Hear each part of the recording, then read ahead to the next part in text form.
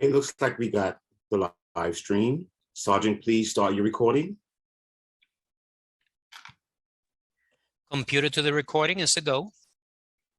According to the cloud, all set. The stream looks good. Good afternoon, and welcome to the remote hearing on civil and human rights on the fiscal 2023 preliminary budget. For council members and staff, please turn on their video at this time. Thank you. To minimize disruptions, please place all cell phones, electronics to vibrate. To send testimony, please send testimony to testimony@council.nyc.gov. Once again, that's testimony@council.nyc.gov. Chair Williams, we are ready to begin. Thank you, Sergeant.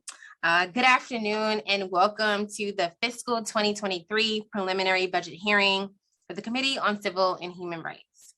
My name is Natasha Williams. I am the chair of this awesome committee, and today we will review the fiscal 2023 budgets for the Commission on Human Rights and the Equal Employment Practices Commission to understand how each addresses the protections for New Yorkers through the city human rights law and in city employment practices. It has been a few budget cycles since this committee has had a budget hearing with both CCHR and EEPC. And so I'm excited to have everyone together today. The Commission on Human Rights enforces the human rights law and educates the public to encourage positive community relations. The Commission's fiscal 2023 preliminary budget totals $14.7 million, including $12.3 million for personnel services to support 136 positions and $2.5 million for other than personal services, otherwise known as OTPS. The New York City Equal Employment Practice Commission, EEPC, is an independent, non-mayoral oversight entity tasked with auditing, reviewing, and monitoring the equal employment practices of the City of New York. Its fiscal 2023 preliminary budget totals $1.3 million, including $1.26 million for personnel services and $87,000 for OTPS. I would like to welcome the leadership of both commissions. The city, CCHR, EEPC, and this committee are in a unique position to proactively support New Yorkers as we continue to move forward from the pandemic. As city employees continue to return to in-person work, there is an opportunity to educate New Yorkers and city employees on CCHR and EEPC's roles and how each works to better the city. I look forward to continuing our fruitful conversations with beneficial oversight hearings. However, we do have a lot of work ahead. Today, I am interested in learning about CCHR's source of income unit, its staffing and bias response. For EEPC, I look forward to discussing the commission staffing, new needs it's requested, and the racial and ethnic classification report. This plan included $1,000 in new needs for CCHR, $1,000 in new needs for CCHR, but decreased both entities' budgets by $486,000 for CCHR and $42,000 for EEPC, with vacancy reductions in both. During this hearing, I would like to highlight my concern for budgets not being sufficiently funded and to further discuss how we can increase the budget and how these budgets will address the needs of an agency in order to fulfill the city charter mandates.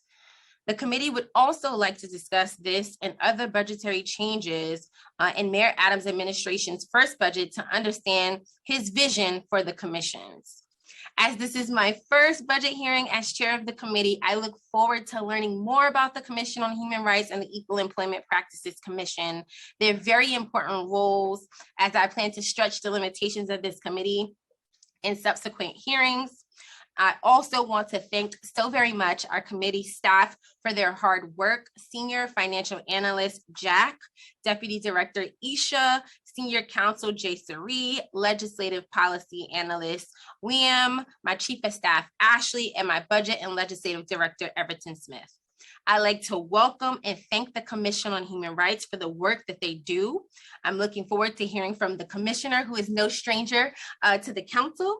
And I'd also like to recognize my colleagues who are joining us today, Councilmember Marte, Councilmember De La Rosa, Councilmember Richardson Jordan.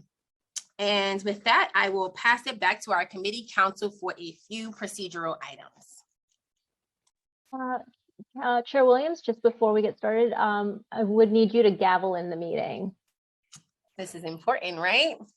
There we go. Thank you. My name is Righ, and I am counsel to New York City Council's Committee on Civil and Human Rights.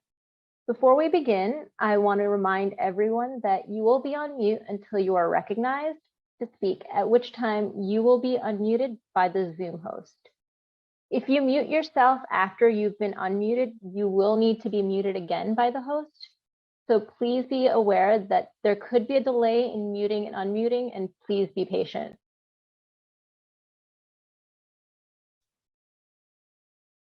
Having my own muting issues. Today, we will hear testimony from the Commission on Human Rights and the Equal Employment Practices Commission. During the hearing, if council members would like to ask questions, please use the Zoom raise hand function, and I will call on you to speak in order. We will be limiting council member questions to 5 minutes, including responses. For panelists, when called to testify, please state your name and the organization you represent, if any. I will now administer the affirmation to the administration witnesses.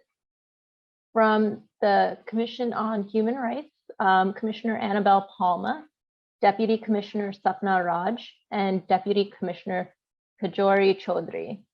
And from the Equal Employment Practices Commission, we have Executive Chair Jean Victor. I believe we will have Vice Chair and Commissioner Elaine Rice. So panelists, if you can please raise your right hand. Do you affirm that your testimony will be truthful to the best of your knowledge, information, and belief? Commissioner Palma?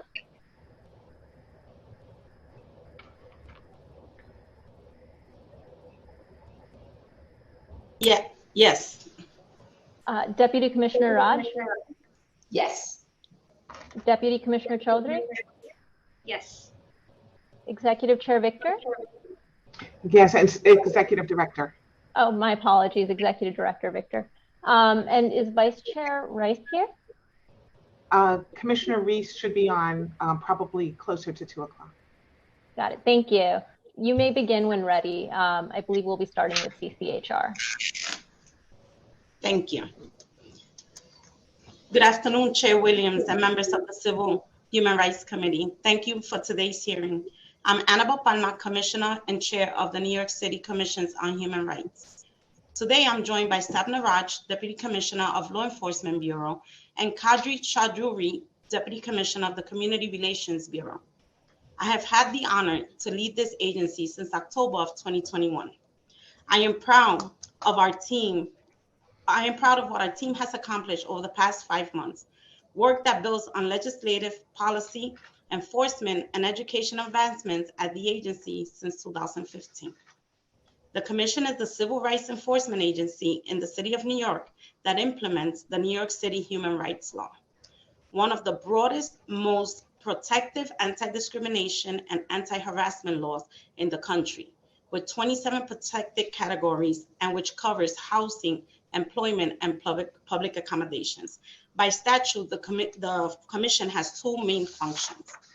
First, the Commission's Law Enforcement Bureau enforces the city human rights law by investigating complaints of discrimination from the public, initiating its own investigations on behalf of the city, and utilizing testing to help identify violations of the law. Second, through the Community Relations Bureau, which is comprised of community service centers in each of the city's 5 boroughs, the Commission provides workshops and trainings on New York's rights and the obligations of businesses, employers, and housing providers under the city human rights law, working with community partners and sister agencies.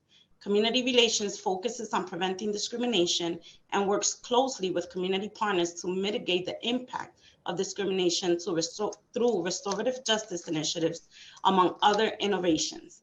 In 2015, the Commission established the Office of the Chair, the agency legislative, communications, policy, and adjudicatory hub which complements and support our law enforcement and community relations work.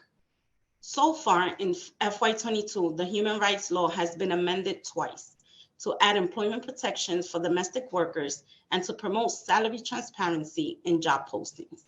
That is in addition to the 36 amendments, the human rights law that the council passed between 2015 and 2021. Today, the law includes provisions on criminal history discrimination in employment, protections for survivors of gender-based violence in housing and employment, and provisions on source of income discrimination. Our law also prohibits retaliation against individuals who seek to oppose discrimination, file a discrimination complaint, or participate in a related investigation. Throughout the COVID-19 pandemic, the Commission's work has continued, expanded, and pivoted to address new challenges, including racial disparities in access to healthcare and housing, the needs of frontline workers who have disabilities or are pregnant and seek accommodations to continue to do their jobs safely, as well as the rise in anti-Asian bias and anti-Semitism, and violence against transgender and gender non-conforming individuals. I will speak about the breadth of our work today, but I want to take a moment to highlight how our agency worked to create a comprehensive approach to the needs of New Yorkers throughout the COVID pandemic. In FY20, the Commission launched a COVID-19 response team to handle all reports related to the pandemic. Comprised of staff from the Law Enforcement Bureau and the Community Relations Bureau, this team has succeeded efficiently in tracking and supporting New Yorkers facing harassment and discrimination connected to COVID-19. The team worked diligently in advising businesses of their obligations under the law to preempt discrimination. The COVID-19 response team in our law enforcement side took over 300 actions in FY21, including closing 14 rapid response inquiries, issuing over 200 advisory of obligation letters to businesses, conducting 23 successful emergency interventions, and filing 39 complaints. We will continue to work with communities and respond to the discrimination as we enter a new phase of the pandemic and the city opening up. I will focus my comments today on FY21, starting with just a snapshot. In FY21, the Commission resolved 895 cases, assessed a record $9.74 million in damages and penalties for violations of the city human rights law. In addition to resolving cases for monetary relief, the Commission has shaped restorative justice remedies to repair the harm experienced by individuals and communities impacted by discrimination. For example, in instances of employment discrimination, the Commission has negotiated resolutions that require respondents to invest in employment pipeline opportunities for underrepresented groups and to engage with community-based organizations to facilitate broader recruitment. In housing cases, settlements have been set aside of apartments for voucher holders. Overall, the Commission has established a cooperative approach to fostering human rights law compliance. In many instances involving first-time violators of the human rights law, where no complainant was harmed by a violation, the Commission has sought to educate businesses about their legal obligations and work with them in creating non-discriminatory policies and practices, rather than pursuing monetary penalties. We have also developed new trainings and initiatives that respond to the experience of a wide array of New Yorkers. In FY21, we launched a new training on age discrimination, and we are currently finalizing a training on the Jewish experience and anti-Semitism. These complement our bystander intervention trainings, trainings on the Muslim experience, trainings on combating anti-Black racism, and education and outreach through our community liaison and lead advisors who work specifically with LGBTQI individual New Yorkers New Yorkers of the African diaspora, East Asian New Yorkers, transgender individuals, among other New Yorkers historically underserved and underrepresented. The attorneys in the Law Enforcement Bureau evaluate and investigate allegations of discrimination brought to the commission by members of the public and utilize the agency's investigatory and prosecutorial powers to root out pattern or practice or other forms of discrimination through commission-initiated investigations. LEB and its specialized units, the Early Intervention Unit, Source of Income Unit, and Gender-Based Harassment Unit offer the option of resolving claims in lieu of filing a complaint, leading to a quicker resolution. Resolutions through pre-complaint interventions have significantly increased over the past several years, as LEB has worked to provide timely resolution despite an increase in caseloads.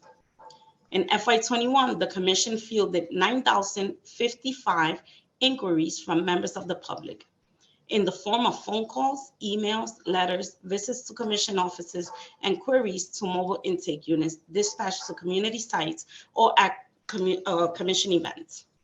This includes 687 inquiries communicated in 12 languages other than English. For comparison, the highest number of total inquiries in recent history was 10,015 in FY20. In contrast, in 2014, the Commission received 4,975 such inquiries, almost half the number of inquiries received in FY21. In the first quarter of FY22, the Law Enforcement Bureau has already received 4,162 inquiries. The overall increase in inquiries in recent years can be attributed in part to the Commission's efforts to raise its visibility and inform communities about the broad protections afforded by the New York City Human Rights Law. Our campaigns that affirm all New Yorkers' right to live free from discrimination and harassment and improve access for New Yorkers regardless of the language they speak. In FY21, the largest number of inquiries were in the area of employment, with housing not far behind. We received 1,373 inquiries related to employment and 924 related to housing. When looking across all areas covered by our law, disability-based inquiries were the most prevalent across all jurisdictions, followed by inquiries related to race. We received 723 inquiries related to disabilities and 529 inquiries related to race. In FY21, the Commission continued its effort to provide immediate relief from harm and facilitate quick resolutions where appropriate through the pre-complaint interventions and the specialized units I have already mentioned. In FY21, the Law Enforcement Bureau resolved 214 cases without filing a complaint. The most common pre-complaint interventions involve disability accommodations and housing, 91 interventions, and a lawful source of income discrimination in which a tenant or prospective tenant was denied an apartment, or the renewal of a lease based on the use of rental assistance, 13 interventions. The Commission's authority to initiate its own investigation without a member of the public filing a complaint is another critical tool we use to enforce the human rights law. In these cases, the Commission identifies potential widespread violations or deeply entrenched discriminatory practices and initiates an investigation. In FY21, the Commission initiated 48 such investigations and filed 17 Commission-initiated complaints. Testing is also a critical tool that the Commission regularly deploys to determine whether there is discrimination in housing, employment, or public accommodation. As part of an investigation, the agency may send testers to perform in-person testing or have testers conduct telephone or online testing of potential employers, employment agencies, landlords, real estate brokers, restaurants, hospitals, gyms, stores, or other public accommodations to see if they are treated differently or are given different information because they belong to a protected class. In FY21, the Commission tested 878 entities in spite of COVID limitations.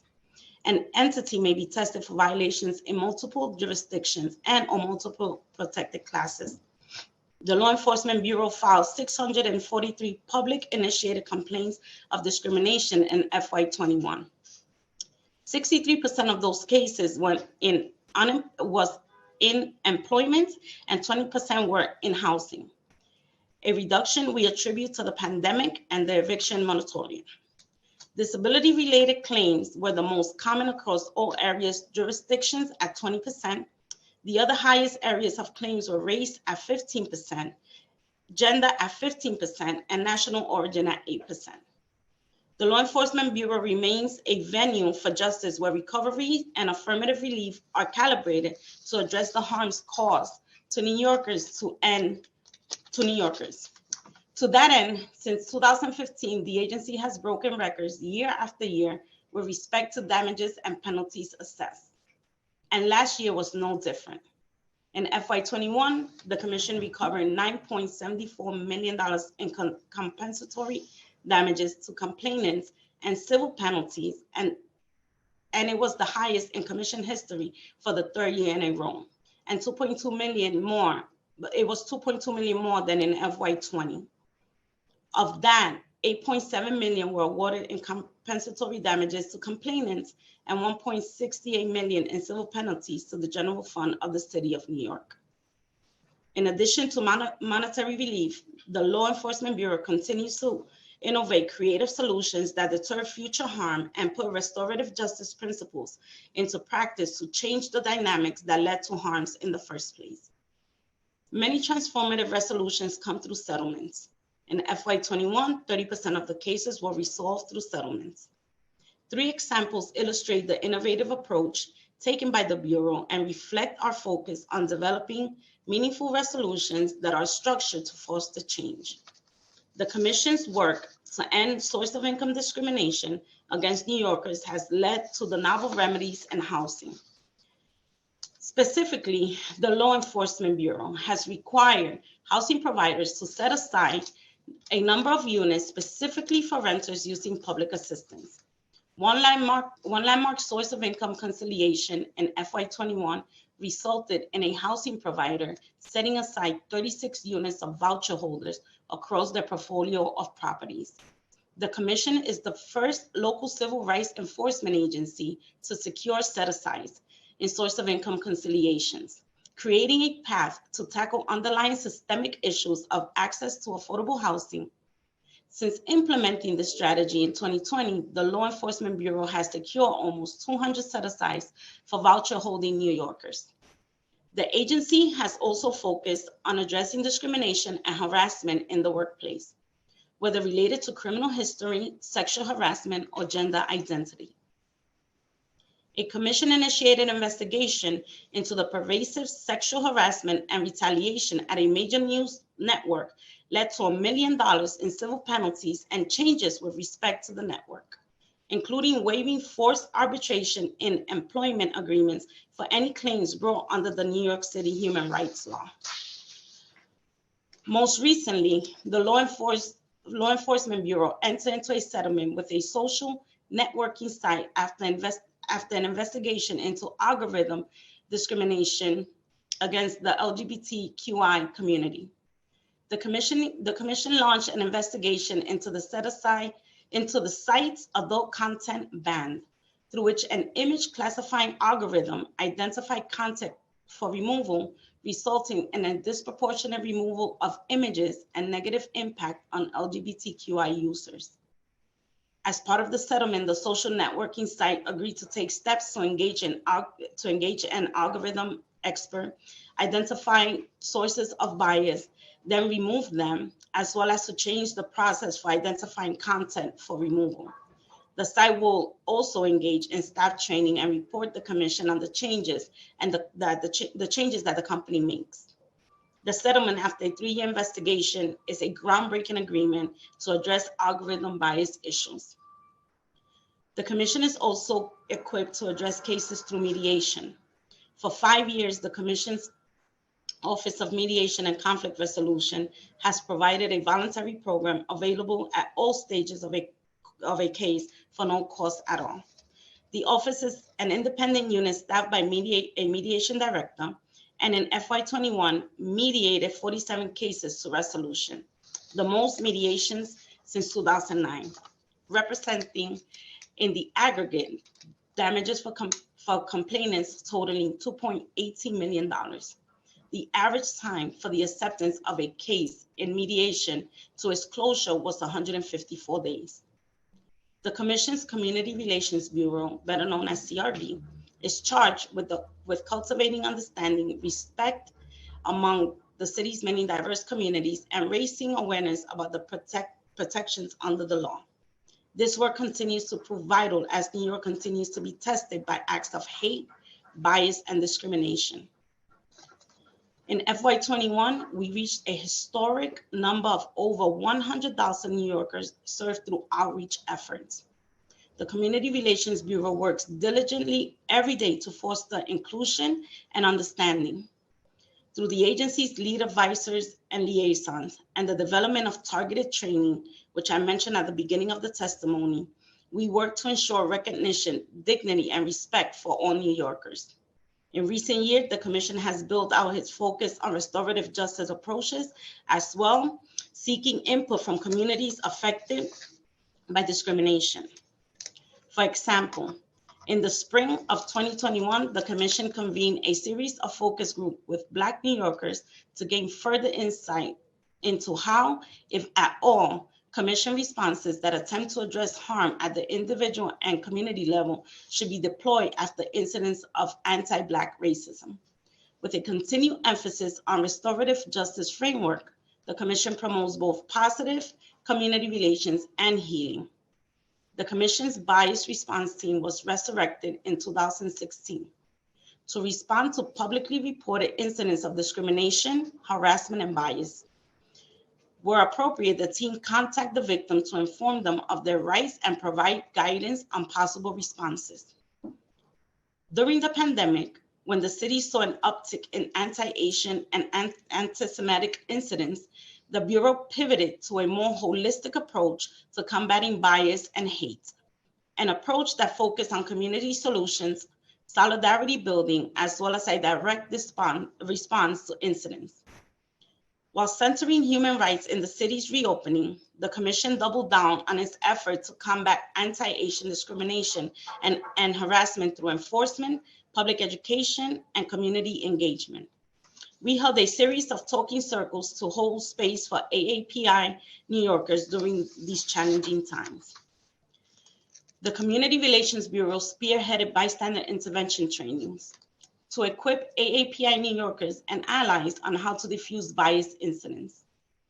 In FY21, the Community Relations Bureau hosted nearly 50 bystander interventions trainings in English, Mandarin, Korean, and Cantonese, empowering over 3,400 New Yorkers with tools to be upstanders against bias and violence.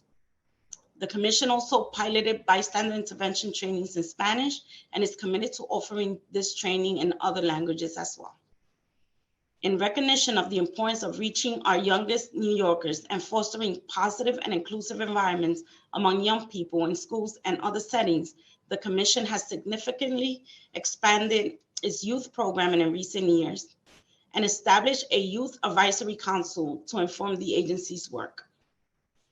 Now, in its third year, the Commission's Youth for Equity and Solidarity initiative, better known as YES, incorporates student-led community and school action plans and expanded programming in issue areas relevant to the lives of young people in New York City today.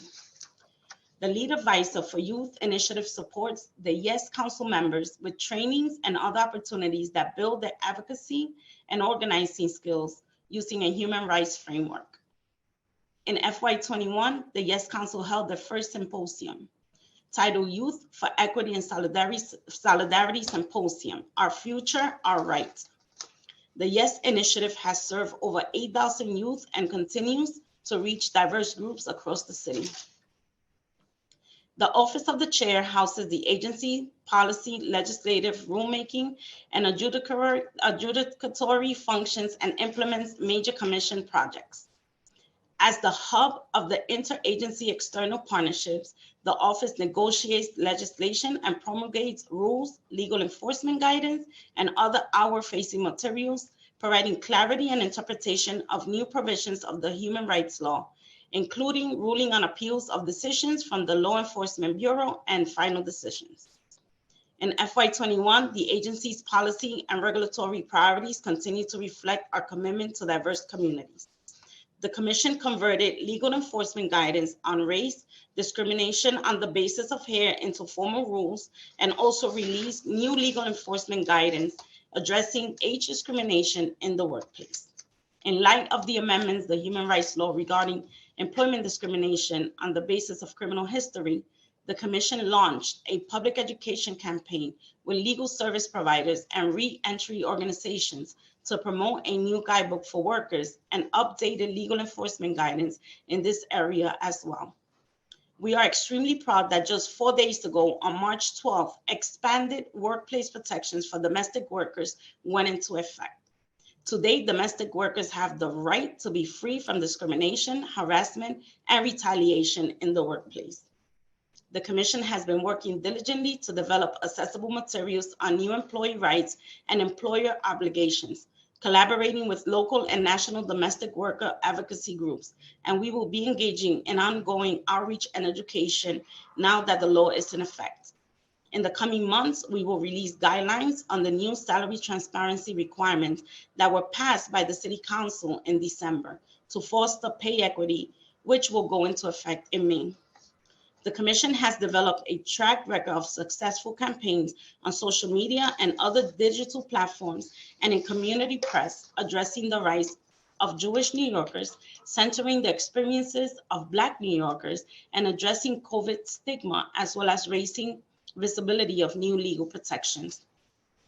In FY21, the Commission partnered with public artist in resident Amanda Pingbody Pakia on the I Still Believe in Our City campaign, which gave a voice to the city's AAPI communities and garnered over 122 million estimated impressions, along with national and international press attention. The Office of Communications and Marketing also led a You Do It With Your Heart campaign in partnership with the Department of Small Business Services Black Entrepreneurs NYC initiative, raising awareness of the economic impact of COVID-19 on Black entrepreneurs. We are also proud that we prioritize MWBEs and have continuously received an A grade for spending more than 50% of eligible funds in MWBEs. Social media and press outreach elevate the Commission's relations, restorative justice and enforcement actions, and the Commission's amassed nearly 3,000 press mentions throughout FY21. In FY21, the Commission maintained 100% investment in community and ethnic media print advertising. In tandem with over 5 million social media impressions, the Commission's website had over 1.6 million visits in FY21. Our work has broad reach and it reflects the commitment and diligence of our team. As of today, the Commission has a headcount of 136 with 101 active staff. The staff across each unit and borough is committed to working in partnership with communities vulnerable to human rights abuses, and many represent these communities as well. We are a small but diverse staff and speak over 29 languages across our agency. The FY22 adopted budget provided for a total budget of $14,021,193. For FY23, the preliminary budget provides for $14,744,233, which consists of $12,299,226 in personnel services and $2,444,977 in other than personnel services and funding. In conclusion, I am honored and privileged to have this opportunity to speak to you on behalf of an agency committed to ensuring that all of those who live and work in or visit are treated fairly, or visit New York City are treated fairly and with dignity and respect, regardless of race, color, age, religion, creed, national origin, disability, gender identity and expression, sexual orientation, or any other protected class. We will continue to collaborate with a wide range of stakeholders and to promote transparency and integrity in advancing the human rights of New Yorkers with continued support of the Adams administration and the New York City Council. Thank you so much for allowing me to testify today, and I welcome your questions.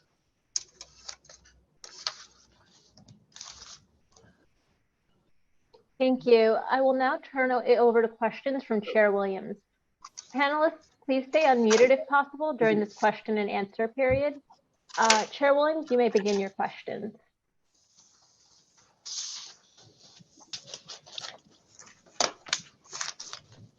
I believe the chair is muted.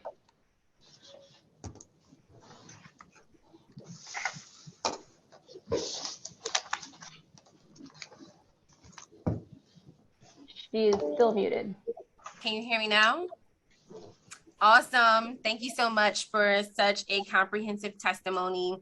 Just wanted to acknowledge that I did see Council Member Joseph pop in.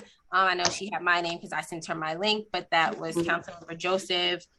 Just wanted to acknowledge that she had popped into the hearing. And I know you're thrown into the fire after just 6 months on the job. And still trying to figure things out.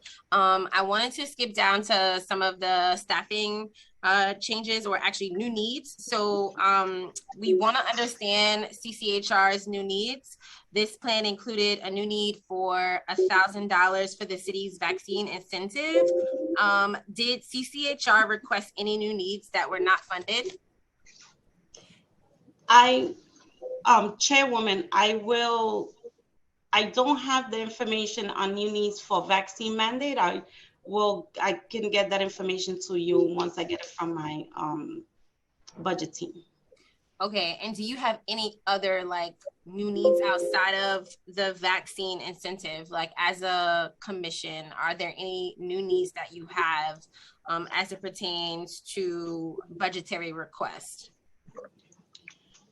We don't have any new needs requests into OMB, but I will circle back with my budget team and get you the information that you're requesting through a follow-up. Okay, no problem. So as I was saying before, we also want to understand staffing changes and staffing needs. One of the things I heard you say is there's 136 positions, but 101 active staff. What is the difference between the active staff and non-active staff? Active staff meaning right now individuals who report to work on a daily basis. We have 101. Our overall head count is 136. So the differences are some folks on leave and currently not coming into the office, but still technically on payroll.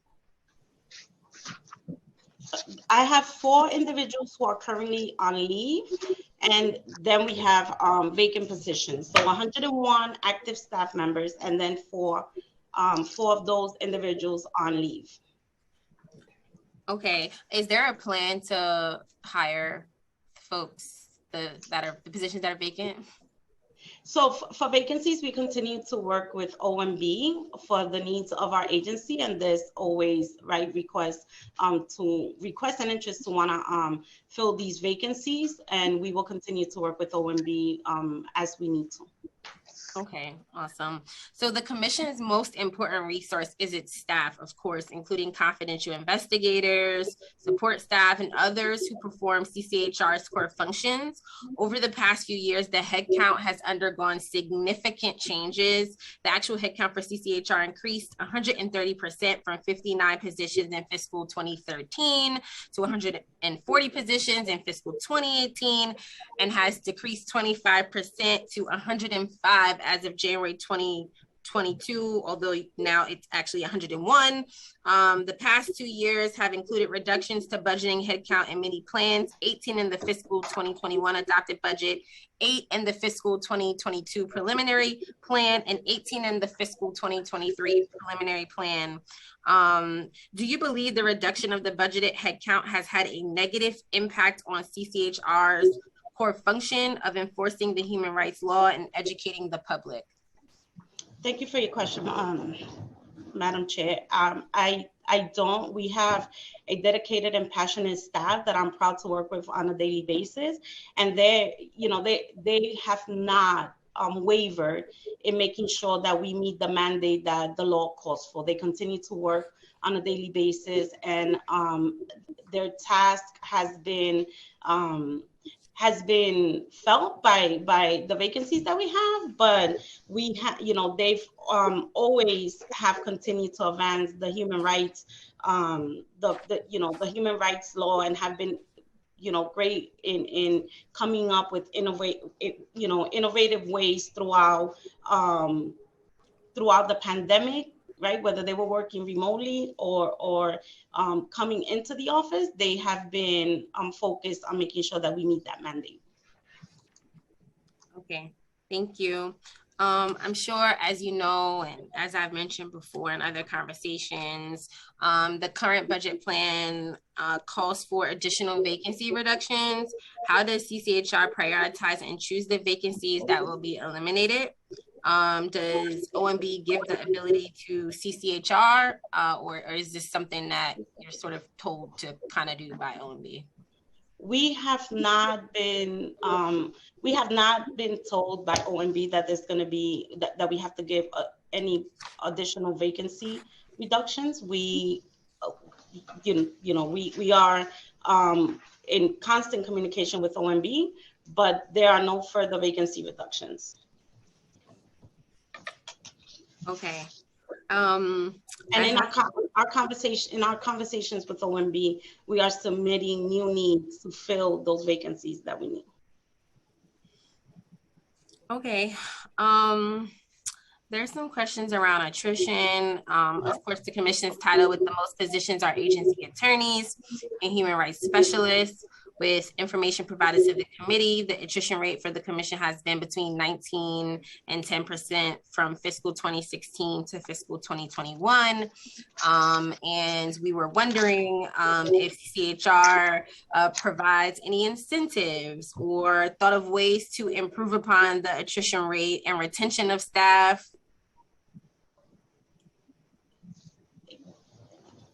Can you repeat your question? I'm sorry. So it's pretty much, yeah, no problem. I'm pretty much, what is CCHR doing to, one, maintain folks who are currently working for CCHR?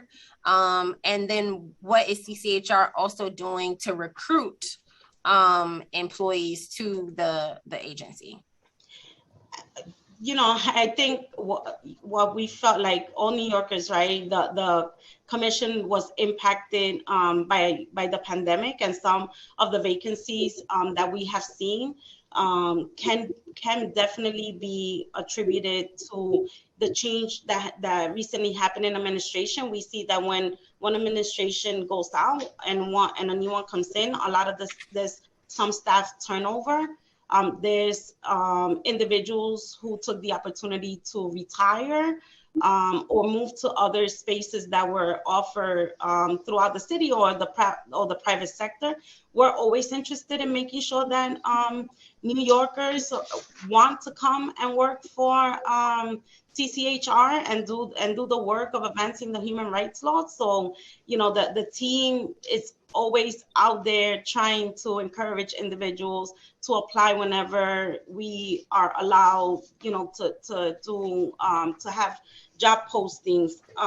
And we love an EEO recruitment team in helping us to advertise the vacancies that we have. And we have been focused on staff wellness and support, and ensuring that the staff that remains knows that they are valued, that they're important, that work is important. And I think that is also demonstrated in the outcomes that the staff has seen in the work that they have done. Thank you. Actually, you just mentioned COVID-19, and I know in your testimony, you mentioned that the commission's response to COVID-19, using staff from the Law Enforcement Bureau and the Community Relations Bureau to advise businesses of their obligations under the law, to preempt discrimination and enforce the human rights law, of course. So with the different phases and changes and iterations around COVID-19, what will this COVID-19 response team do? What would their work look like as we sort of lift certain mandates?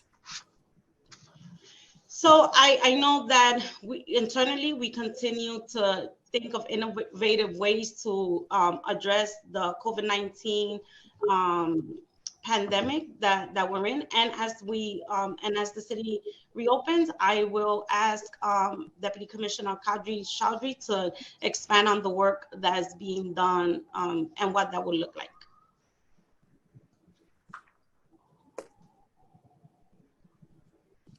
Can she be unmuted? I think she's muted. Yeah, can we unmute Deputy Commissioner? Thank you. Sorry, I wasn't able to unmute myself.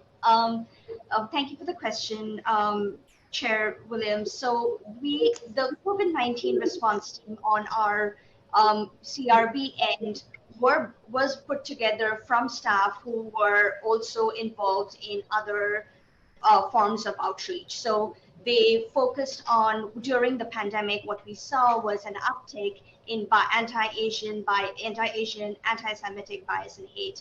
So the team pivoted in doing more trainings like the bystander intervention trainings. The team pivoted in doing more outreach focused on certain communities to ensure that New Yorkers were aware of their protections under the law. And as we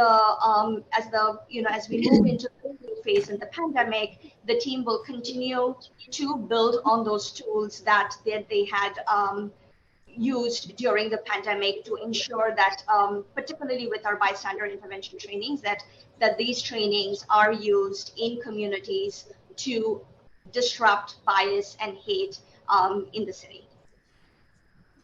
Thank you. I just want to quickly, acknowledge that Councilmember Salamanca has joined us. Thank you. And we know that discrimination continues, so our staff has, other items in their portfolios that they're working on as well. And I will also ask Deputy Commissioner Savna Raj to elaborate a little bit on the work that her team has done around the COVID response. Thank you, Commissioner.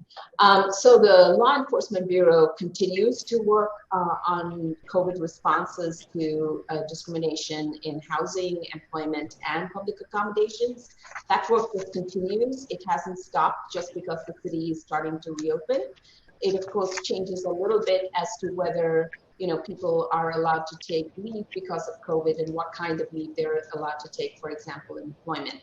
But we continue to work on investigating and litigating and informing businesses on what the obligations are.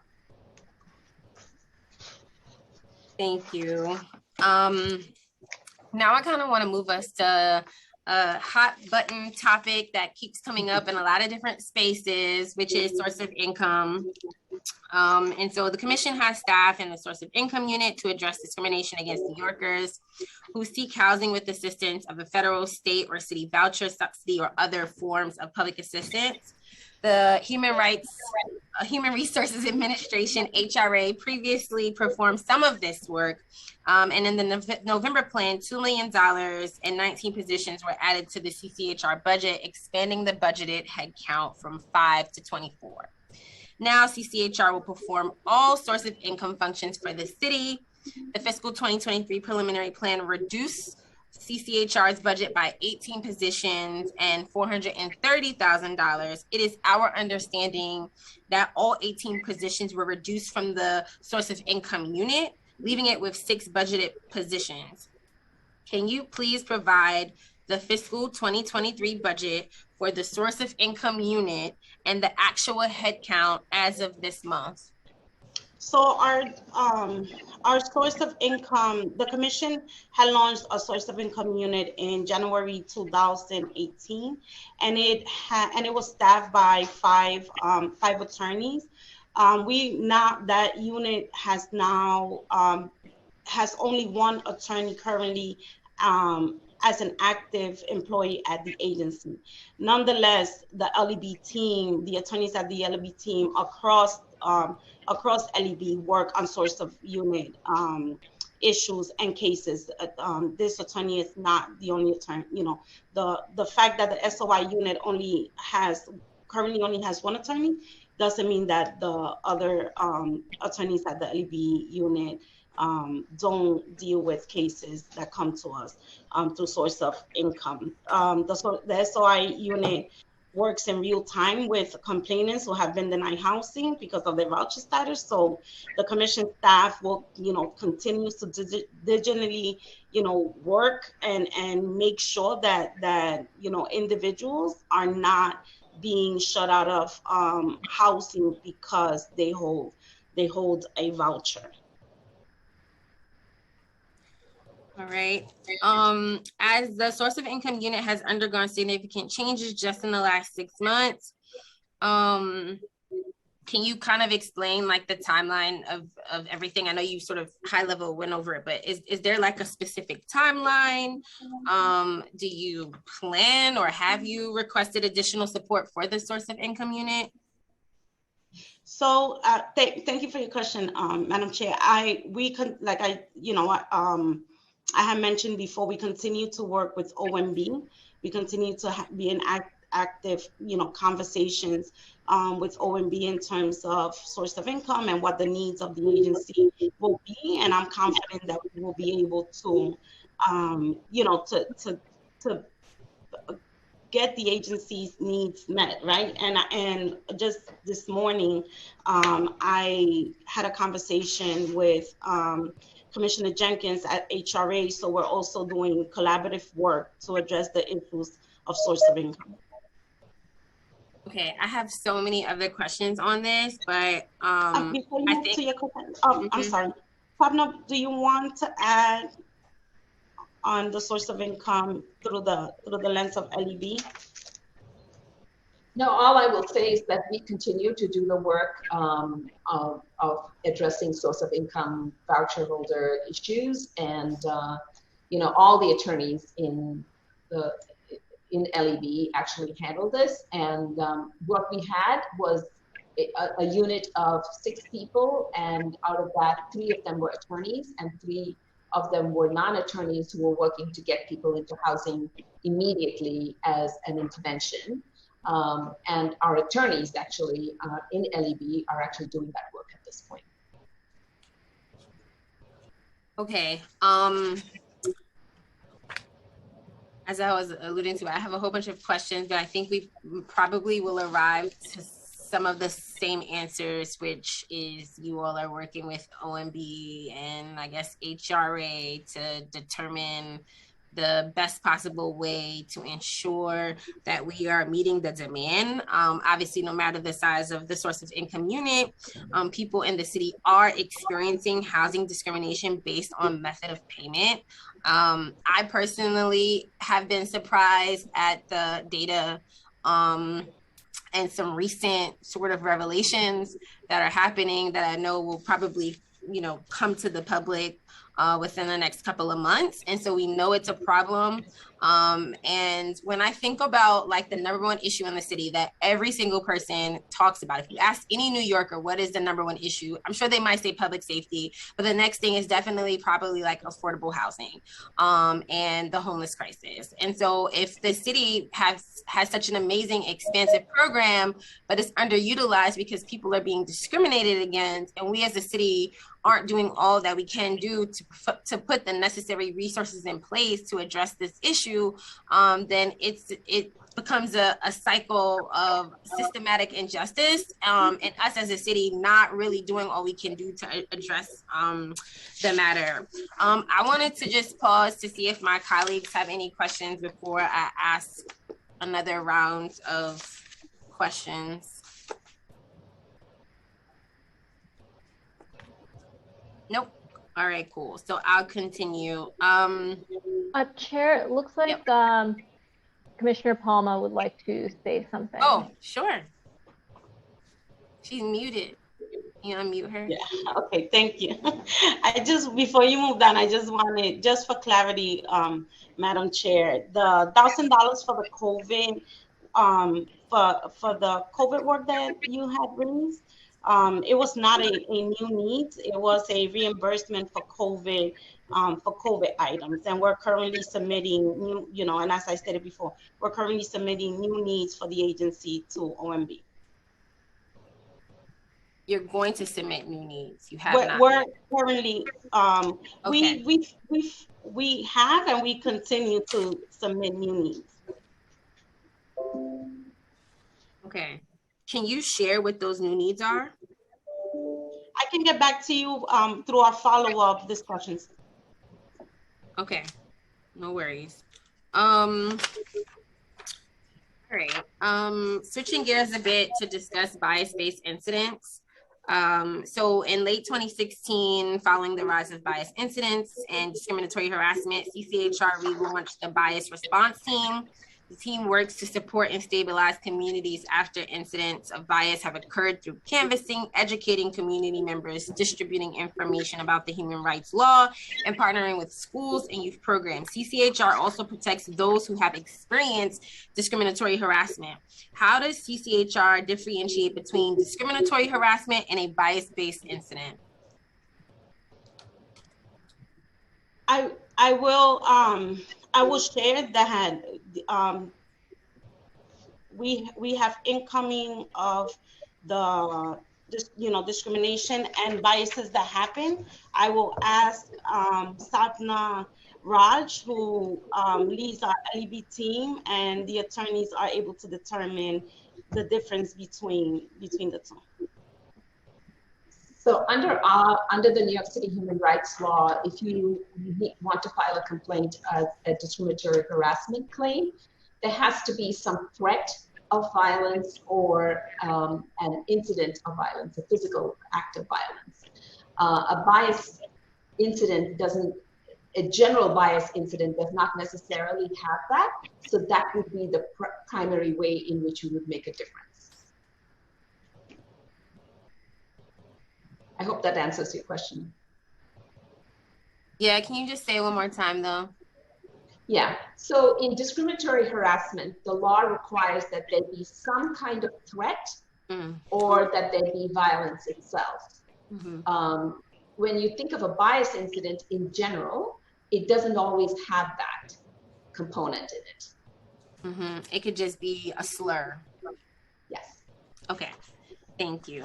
So CCHR tells New Yorkers to report discriminatory harassment to police, especially if it is violent, which is what you mentioned. And we know that the NYPD is tracking hate crimes, and in 2020 had 266 total compared to 524 in 2021, a near doubling in one calendar year. Has the commission seen a similar increase in I guess what you might call bias-based incidents or discriminatory harassments over the past few years?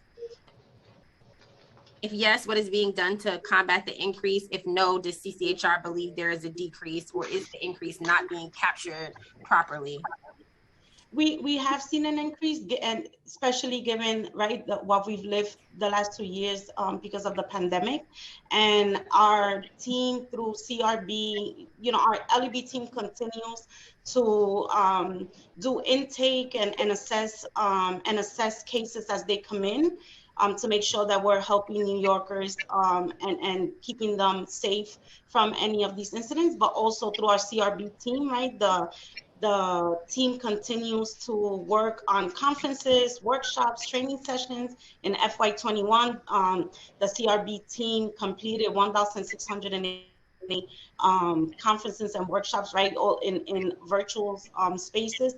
We've done community outreach, we've done the trainings, we've partnered with CBOs, FBOs, with elected officials and other community leaders and partners to ensure that we are raising awareness around the human rights law and educating the public on how they can be helpful to their neighbors and continue to raise awareness. Okay, the bias response teams respond to bias-based incidents, and information about the incidents is included in the mayor's management report. In the first 4 months of fiscal 2022, there were 46 responses to bias-based incidents compared to 125 during the same time period in fiscal 2021. Why has there been a decrease in responses by the bias response team in fiscal 2022? Can you repeat that again? I'm sorry, Madam Chair. Yeah, no problem. Essentially, we just wanted to know why there's been a decrease in responses by the bias response team in fiscal 2022 versus fiscal 2021. I think we have in FY22, we revamped our approach to bias response from responding to incidents in a more holistic approach that focuses on prevention, solidarity, and more community building. And so we adopted tools to engage communities, like doing what I mentioned, like the training that I mentioned before, like doing the bystander training in multiple languages, creating talking circles for communities, ensuring that, we are having more conversations within the community, doing more preventive work before something, before an incident occurs. Kadri, do you want to add to what I just, to my response in case and just to throw like another question in the mix as you guys are answering this one, is the metric only highlights responses to the incident. So we're also wondering, are there incidents that the team doesn't respond to? If an incident, if we know of any incident, we usually, our response is to immediately contact our partners in the community. Our partners in the communities contact us. So there's always communication on what's going on. If we don't initiate a response, and a response have been initiated by a community-based organization, we have participation in it, because the communication is always flowing back and forth through community-based organizations, faith-based organizations, are community leaders, where these incidents may be happening or are more prevalent. Where they are more prevalent, we've been doing a lot of more proactive work, more preventive work, to ensure that we don't see an increase in those incidents. And I'll let Kadri add to my response. Thank you, Commissioner. Exactly that. I mean, I think for us, it has been pivoting to looking at the holistic picture, that response is just one aspect of it, and there are other agencies that are also part of the response. But then how do we ensure that we train New Yorkers in creating safe public spaces for each other when we see an incident of bias or discrimination or harassment? So there was a slight shift in terms of making sure that we are using all our tools of outreach, all tools of bystander interventions, and other tools in bias response. So we've moved away a little bit from just bias response to working with communities, ensuring that things are done proactively, either through those trainings or through holding talking restorative justice processes, like the talking circles in communities. Okay. So we have a whole bunch of questions on complaints and process and results, but I know we have a hearing coming up at the end of the month solely on complaints. And I want to respect everyone's time. And Madam Chair, whatever questions you have that we have not been able to answer, we can definitely do a follow up, a written responses to your questions. No worries at all. And like I said, we will go into greater depth at the end of the month on responses and the complaints. But since we've been talking a lot about outreach and education, did have some questions on that. So the commission offers workshops, training sessions, and all of the things that you just mentioned. And so we know that schools have been remote for parts of the past 2 years, and youth-based training sessions have increased compared to pre-pandemic figures. There's some good things that came out of the pandemic, with 266 in fiscal 2019 and 300 in fiscal 2020, and 293 in fiscal 2021. How has CCHR been able to increase youth outreach, although physically interacting with students has been difficult? So at the height of the pandemic, we know that the youth sessions that we were conducting had dropped. Obviously, schools were not allowing in-person trainings, and students were experiencing what we all know now as Zoom fatigue. And so it was a little bit difficult to engage them, but we continue again with our youth liaison and youth advisor here on staff. We continue to talk through innovative ways to re-engage our youth and bring them back. We are focused and determined to bring back those numbers pre-pandemic, to the pre-pandemic levels. And Kadri, if you want to speak a little bit more about what the team is doing, please do so. Sure.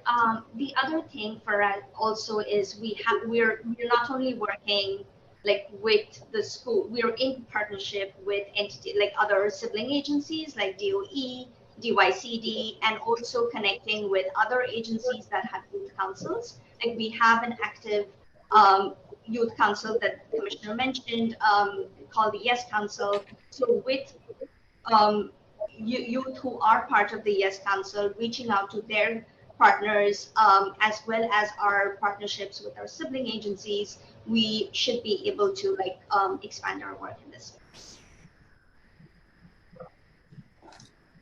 So for education and outreach as a whole, CCHR has had a goal of serving 80,000 people annually, which has been exceeded each fiscal year since fiscal year 2018.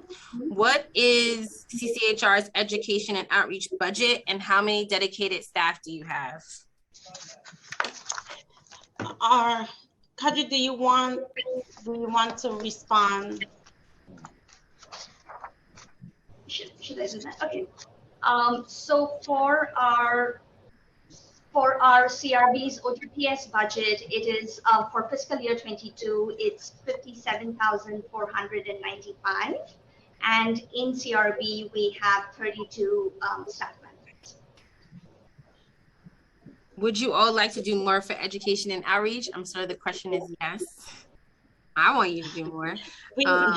We're always striving to do more, and I will tell you that the staff is passionate and dedicated, and again, always looking for partnerships and continues to collaborate with not only city agencies, but again, community-based organizations and other leaders in the communities to do more. So part of this figure includes training sessions. I think I attended a training session. I don't know if you have other training sessions, but what does this really entail? And who receives this training? And is it a requirement for city employees? It's not a requirement for a city employee, but our goal is to fulfill our mandate with the mandate that the law calls for. So we're always offering our trainings and our and the resources we have, not only to the city council, but also to community-based organizations, faith-based organizations, and to the public as a whole. And so besides proactively promoting our trainings and our resources, we also get a lot of incoming, right, from the public and from the other spaces that I mentioned for us to do training and to share our resources. And I will also share that through through Deputy Commissioner Raj's legal team, many of the conciliations that have been settled also call for the, either landlords, employers, or anyone who violated the human rights law to also receive training and the resources that we have. Got you. So I just have a final question before I just turn it back to my colleagues to see if anyone else has any questions.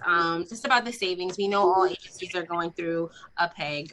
So the fiscal 2023 preliminary plan decreases the 2022 budget by $42,500 for a transfer of funding to DCAS. The commission is moving part of its office space to make availability for the Board of Standards and Appeals, which will take over the $42,500 financial responsibility for those sections of the building. CCHR is making additional space according to our knowledge elsewhere in the building. Can you please describe why this shift is happening? The shift in space? Yeah.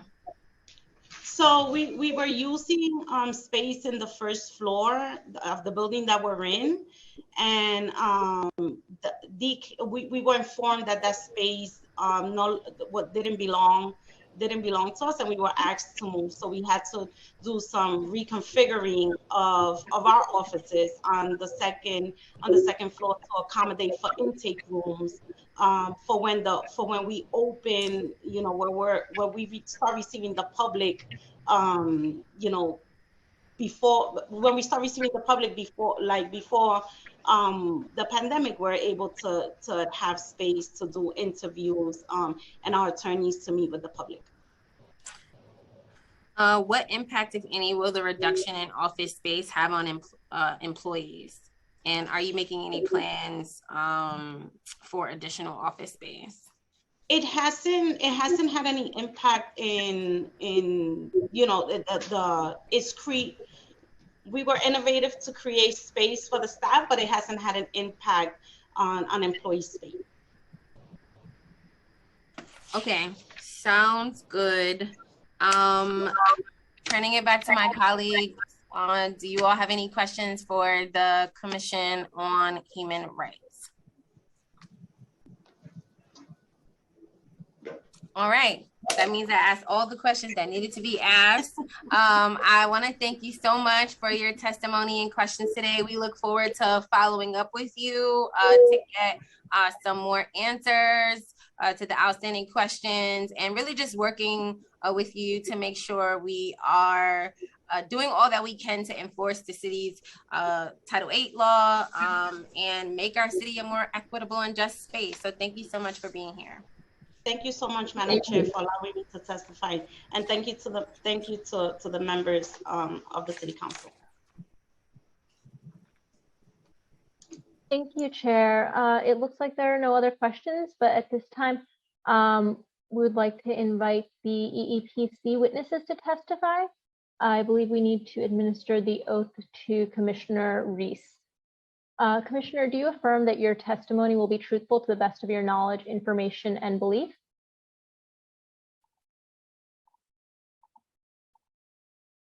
I believe she needs to be unmuted.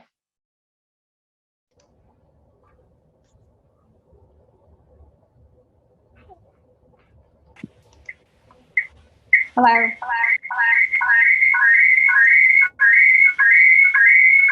Hello. I've unmuted. Are you still there?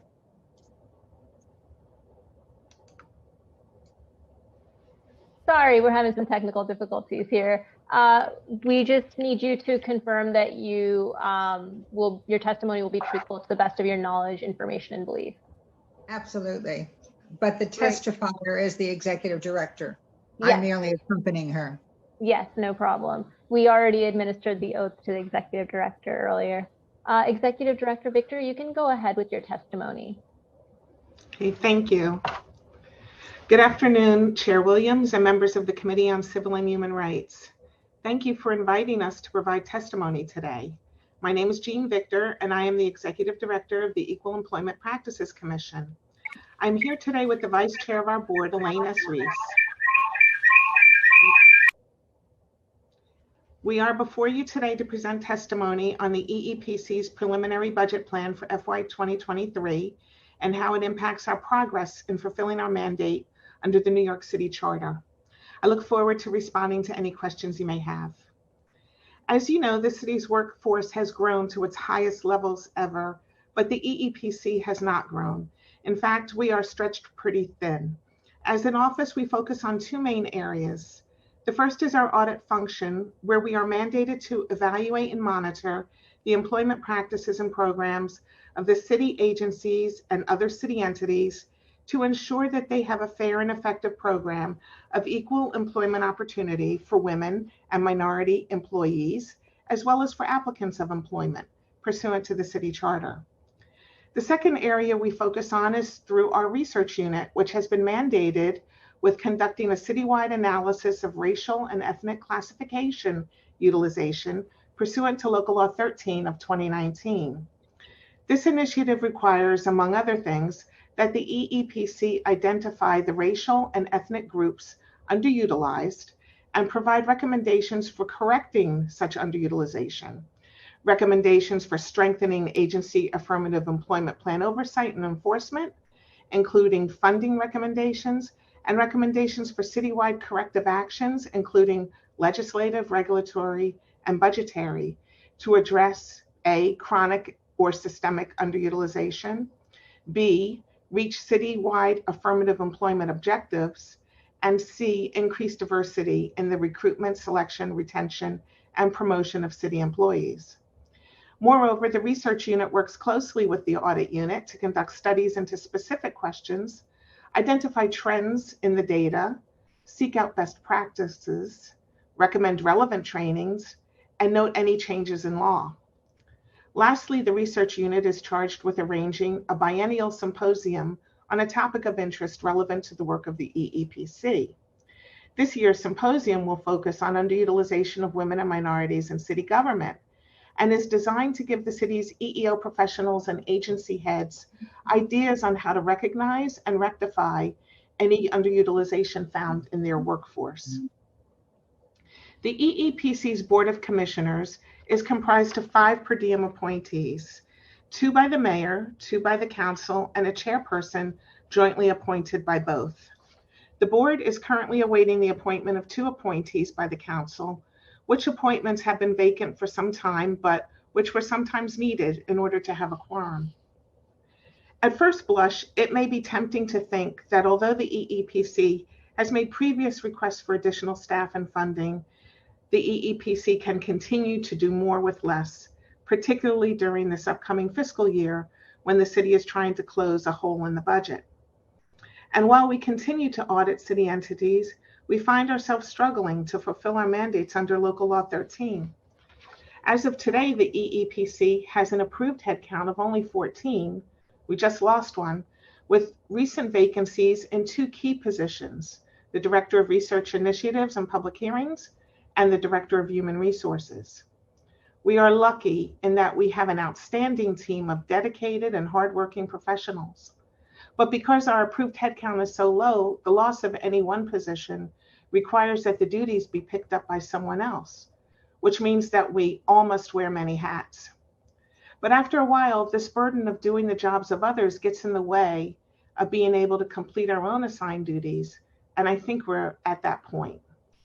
Since 2019, we have requested the ability to hire a labor economist to assist in the highly technical analyses that we are being asked to perform, that we would like to perform. To date, we have not received approval to hire for this position. We had one person who served as our Director of Human Resources and was responsible for all work related to human resources, including the preparation and dissemination of policy, time and attendance, career counseling, medical and leaves of absence, hiring, disciplinary actions, separations, workers' compensation, the EEPC budget, procurement, staff training. I'm not recruiting for another director. Rather, I'm recruiting for a manager who will likely have experience in either human resources or budget, but probably not both. We have one computer associate who also serves as the Chief Information Security Officer, the Administrator of Computer Systems and Support, and the Chief Information Officer. We rely on him greatly to handle everything that involves technology, including but not limited to our computer system, our databases and servers, our phone system, our printers and copiers. He purchases, downloads, and updates all of our software, including proprietary software called DEED and Teammates. He ensures our computer systems are functioning and up to date and serves as the interface between the EEPC and GUID. He understands the nature of our work. But if he were to leave, we would have no one in that office that can do what he does. And that goes for pretty much everybody. There is no redundancy in the EEPC whatsoever. I came on board in April of last year. My first question was, what value does the EEPC bring to city government? The value we bring may not be readily apparent. By that I mean that a producer of widgets can sell those widgets and see their value right away by how much the producer realizes in terms of profit. But EEO is a little different. There are legal mandates that must be met, to be sure.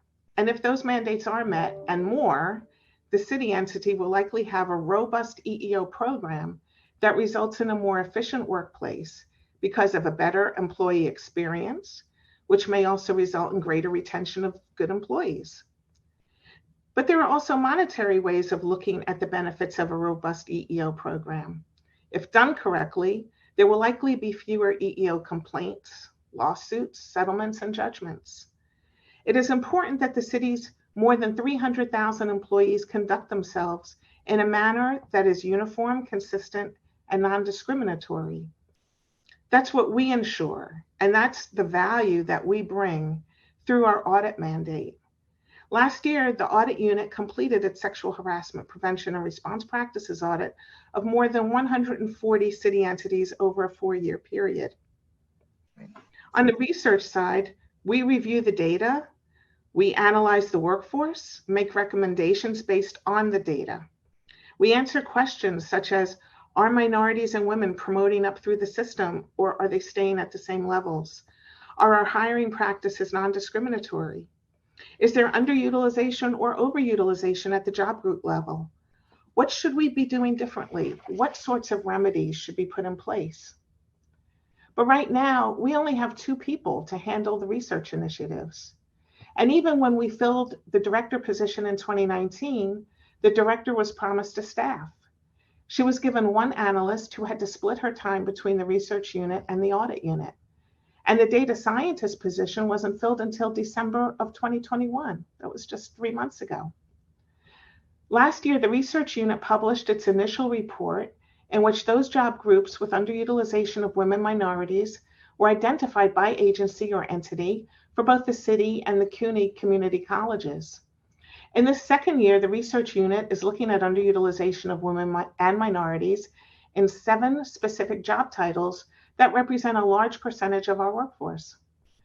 All of the job titles under review are competitive and require testing pursuant to civil service.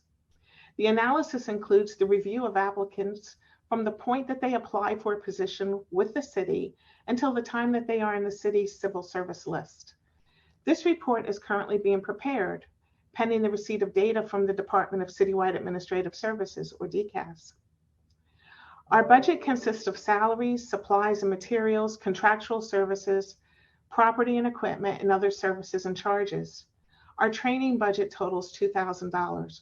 One EEO training course can cost almost as much as our entire training budget. The only way we can purchase anything that is not in the budget is to utilize the savings and salary from employees who separate from employment or who go out on an extended leave. In addition to developing our employees, these funds are also used for the replacement of aging equipment.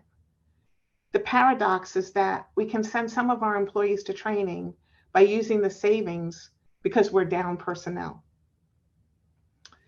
I want to conclude my testimony by stating that the EEPC provides the city with a great service now, which I believe saves the city a great deal of money later. The EEPC is the investment the city makes now to ensure that it saves substantially more money in the future. But the EEPC cannot absorb any more cuts to its staff and budget. In fact, we would have the tools to do so much more if we had a more consistent and stable source of funding, such as a percentage of the city's budget, if we right-size the staffing levels by adding the labor economist and at least 2 lower-level positions to provide some relief and support and bring our headcount to a total of 17. Such investment will ensure the EEPC is able to meet its mandates and provide exceptional value to the City of New York. For these reasons, I asked for your support and commitment to this commission that it has to make do, that has had to make do with so little for so long. And with your help, I believe we can and will be of greater value to the City of New York. And that concludes my remarks. Thank you. I will now turn it over to questions from Chair Williams. Panelists, if you can please stay unmuted during this question and answer period. Chair Williams, you can begin your questions. Thank you so much, and thank you for the testimony. So this plan, we're looking to kind of understand your new need request. So this plan did not include any new needs for EEPC. Did EEPC request new needs that were not funded?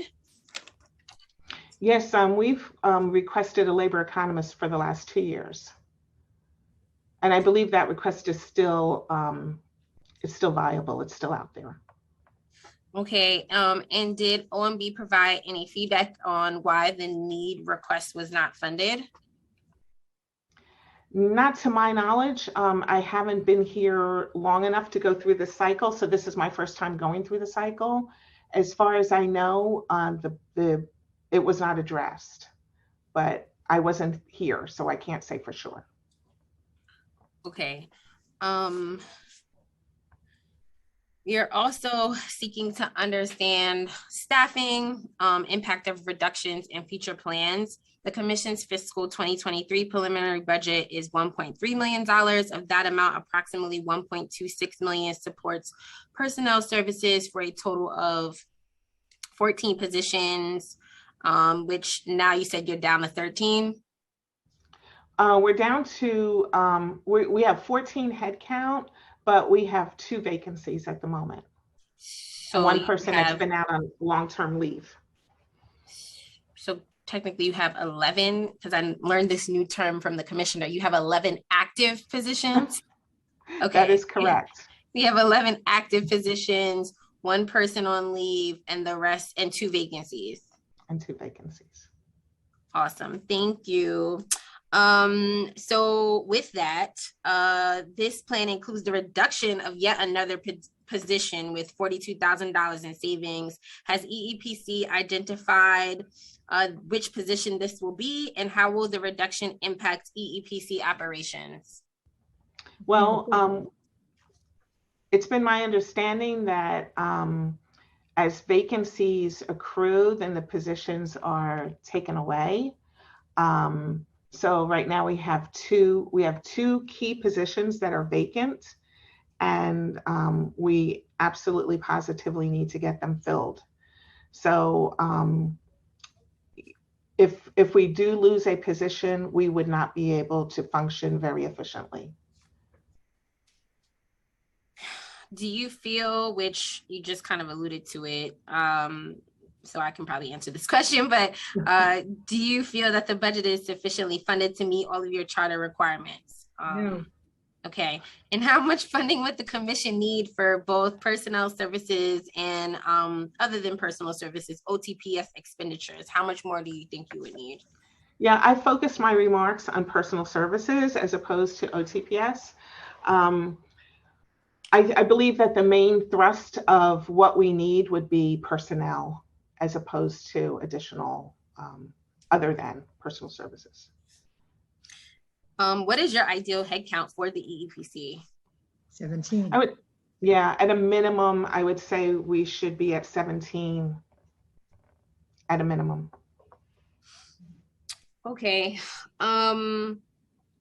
In previous testimony in front of this committee, the EEPC has stated it would like to be structured using a model similar to that of the Independent Budget Office to the Office of Management and Budget, where the IBO budget is 10% of the OMB budget. Has EEPC's previous proposal been to have similar design as IBO with OMB, but with EEPC and the comptroller?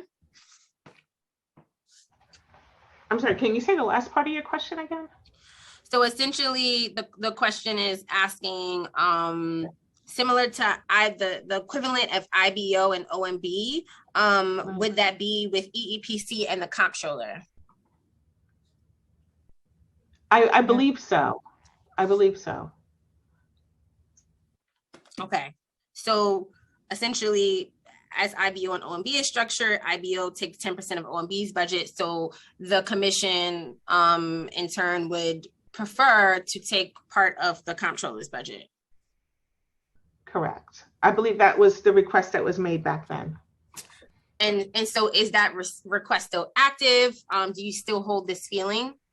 Yes, we do. Awesome. Okay, what advantages, if any, do you think this design would have? And why do you think this hasn't been done already? Well, I think the advantage is that as we would have a more stable source of funding. And I think that as the city does well, as the comptroller's office does well, their budget increases, then ours would be impacted positively as well. Why this has not happened, I don't know. Thank you for your answers. To understand how EEPC performs its audits, we understand, and this is the nature of the next questions, we understand that the charter requires EEPC to audit, evaluate, and monitor the equal employment programs, practices, and procedures of every city agency and other municipal entities at least once every 4 years.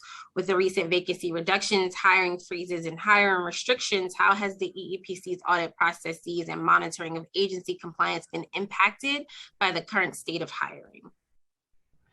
Yeah, more directly, we have one of our managers has been out for nearly a year on a long-term leave. We have recently been able to backfill a couple of positions. So we have 2 new investigators for a total of 4. And with one manager, we anticipate that we will be able to meet our mandate with that team. We've done it electronically. How do I unmute? You're heard.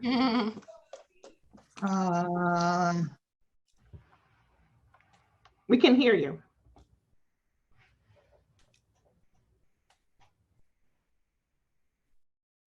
Now we can't hear you. Can you hear me now? Yes, now we can hear you.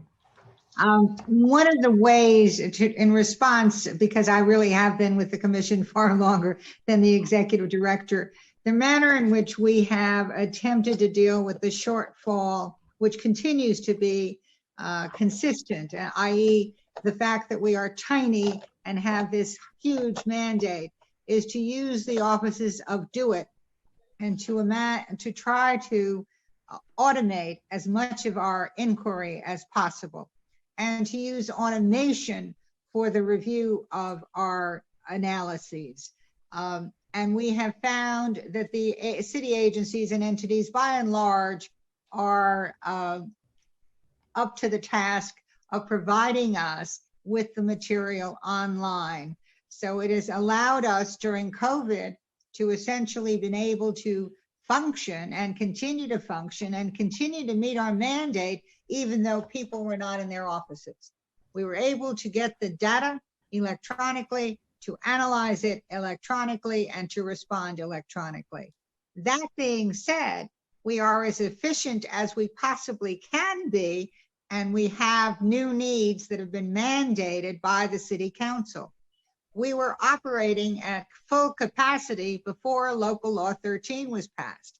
Local Law 13 places on us additional mandates and asks us to do something we really are not ready, able to do. We are not labor economists. We really don't know what workforce issues are out there in terms of labor, who are job titles, the number of people, the staffing. We have real issues in terms of being able to analyze our workforce and to be able to come up with the mandated suggestions that the city council has placed on us.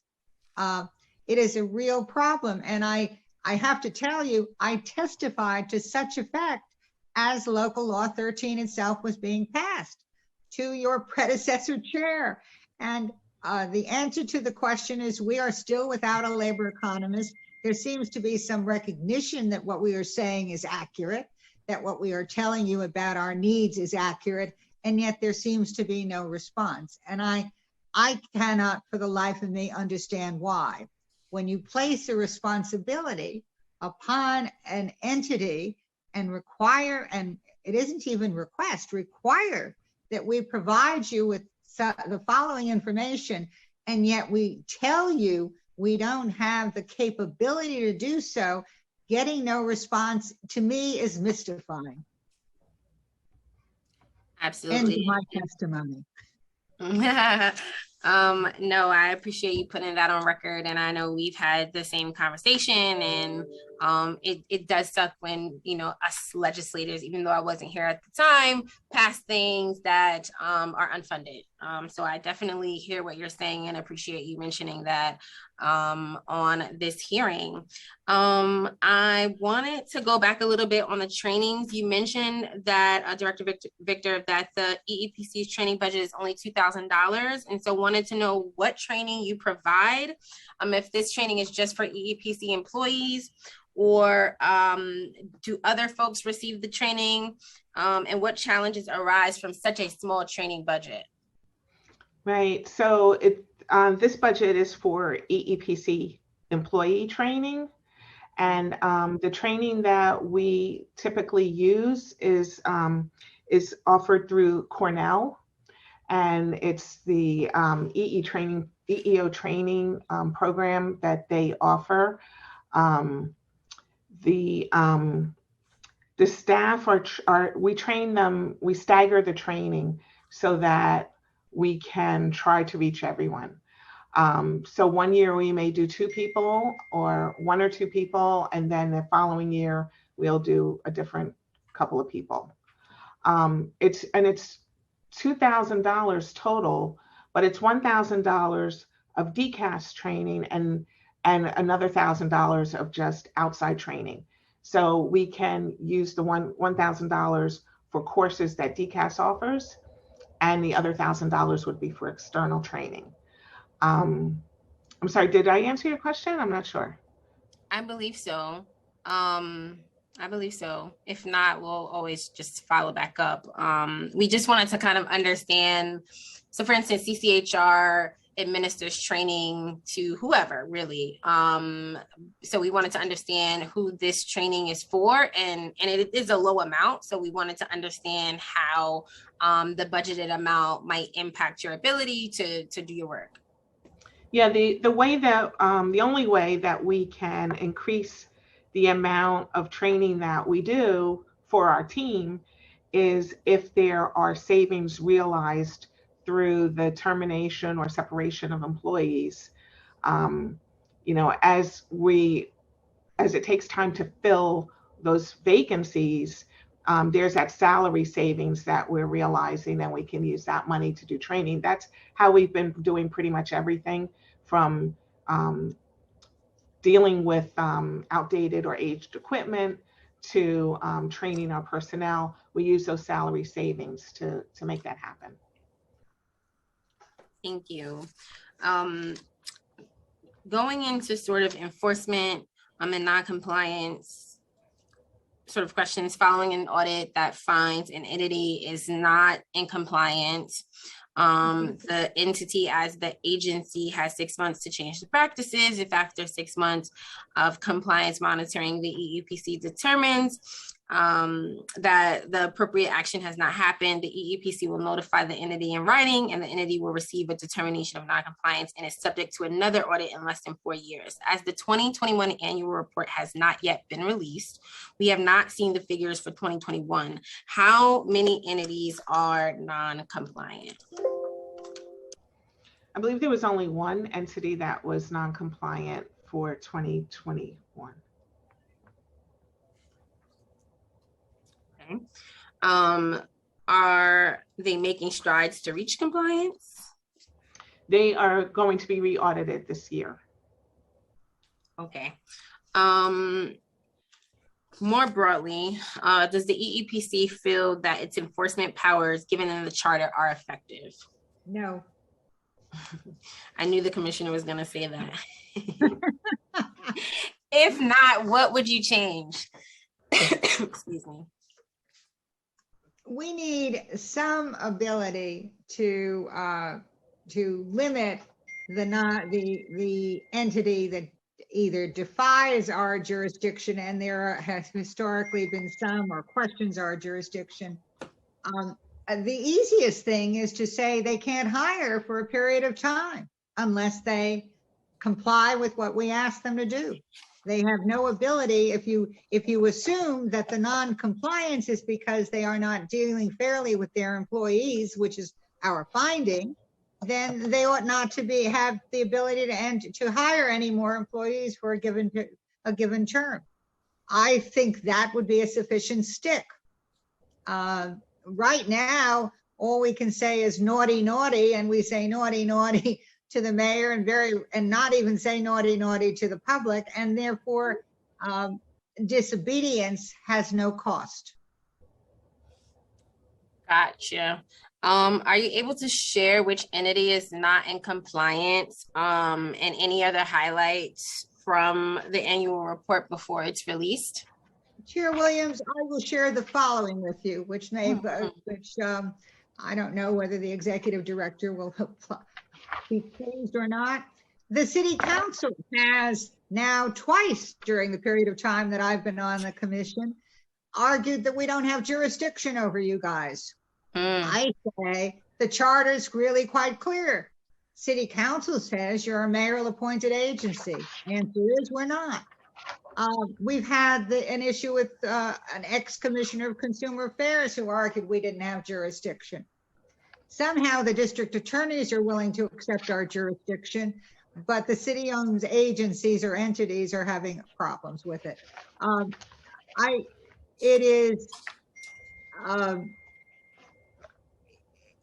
Having someone coming in and looking at your employment practices and asking questions about how you deal with people who may argue about being discriminated against in some manner on your employee base, and how you handle those inquiries. We don't ask for names. We don't look at people. We don't look at the actual caseload, but we want to know what the practices are within the entity.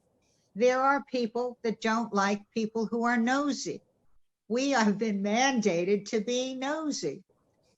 We have been mandated to also tell the world that the entity is complying. If you have some concern that there may be non-compliance in a certain area, then you don't want us to come in looking at anything. And so my experience is that, by the way, in case you're interested, the mayor is not any happier when we come in to audit them either. So the two political entities that should know better somehow have problems with our coming in and nosing around. Okay. Is that helpful? It's helpful. So are you saying that the council is the entity that's non-compliant? I'm not. No. Okay. They are in compliance now, but it took them a very long time. And I will point out, we were doing a sexual harassment audit. So Director Victor, is there another agency that is not compliant based off of the 2020 2021 We annual don't know. report. I don't have the numbers in front of me. I The have it. executive director would probably know who it is. So, I don't. so there was one entity that was determined to be in partial compliance. It was the Office of the Kings County District Attorney. They were issued 15 corrective actions and they implemented 9. Again, this was a specific audit that we did for 4 years of sexual harassment. Okay, thank you. So Commissioner, I know how much you love Local Law 13, and as you alluded to, as a result of Local Law 13, EEPC's first racial and ethnic classification report was released in July of 2021. The report will be issued annually for 10 years and provide insightful information on city entities. The 2021 report uses data from the 4th quarter of fiscal 2020, which includes data during the COVID-19 pandemic. The report analyzes underutilization, previous determinations, recommendations, and more. As this was the first of 10 reports, what difficulties and lessons has EEPC drawn from the first report? Well, the first one, and I'm going to be terribly candid at this point, is we've discovered that DCAS's data is dated. It's old. So we are dealing, and you will discover, and we will make it very clear at the outset that we are dealing with dated data. I do not know the answer as to how dated it is. The executive director can tell you directly. But to the extent that we don't have current data, it makes me question the validity of any analysis we might do.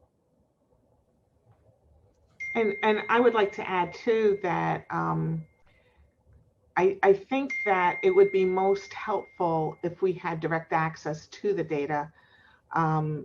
Having to go through different agencies takes it's a lengthy process, and we don't deal in looking at specific individuals. We look at data sets. We're not looking to get any personal information on anybody, but what we're looking for are trends. We're looking for we're looking at data sets that are relatively large, and it's just very, very difficult to get the data in any kind of timely fashion. So if we could have access to the data ourselves, I think it would be most helpful in order to perform the analyses, because anytime we want to make a change or we need something additional, it goes through a process where we have to justify why we want the data, and then we have to wait for the data to be provided, and as I said, it just takes a long time. Understood. Do you have anything? Known as the bureaucracy within the city is not helping us. Understood. Gender underutilization was not included in Local Law 313. Thus, women. What'd you say? We added it. We decided to look at women as well. We thought it was an oversight or an undersight. Okay. Were there any outcomes, and will this be included in the 2022 report? Yes, in our initial report, we did not include women because we followed the letter of the law. We went back and we submitted a request to council to amend the law to include women. And then we reran our numbers in anticipation of this to include women. In the second report, women are included in the analysis, despite the fact that the law still has not been changed. Okay, well, there's definitely a lot of work to be done and budgets and appropriations to be allocated to make sure that you're maximizing your work. And I want to be supportive in pushing the administration and the council to make sure that you guys are fully funded to have the proper staffing to do your work most efficiently. I will stop here and turn it over to any of my colleagues that may have any questions for EEPC. Councilmember, we don't see any hands raised for questions at this time. Awesome. Well, I want to thank the commissioner and executive director, Victor, for being here today. And I look forward to working with you both. Thank you. Thank you very much.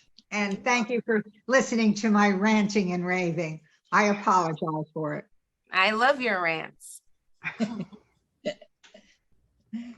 Meet you soon in person, I hope. Yes. Thank you, Chair. All right. Bye-bye. Talk to you later. Thank you. We will now turn to public testimony. I would like to remind everyone that unlike our typical council hearings, we will be calling on individuals one by one to testify. Each panelist will be given 3 minutes to speak. Please begin once the sergeants have started the timer, and council members who have questions for a particular panelist should use the raise hand function in Zoom. I will call on you after the panelist has completed their testimony. For panelists, once your name is called, a member of our staff will unmute you and the sergeant at arms will give you the go-ahead to begin upon setting the timer. Please wait for the sergeant to announce you may begin before delivering your testimony. I would like to now welcome Cassandra Warney, Jean Ryan, followed by Jean Ryan, and then Nick Peters to testify. Cassandra Warney, are you here on our Zoom?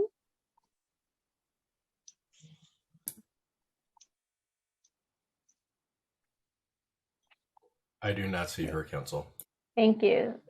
Seeing that Cassandra is not here, I would like to invite Jean Ryan to testify. Jean, you may begin when the sergeant's call time.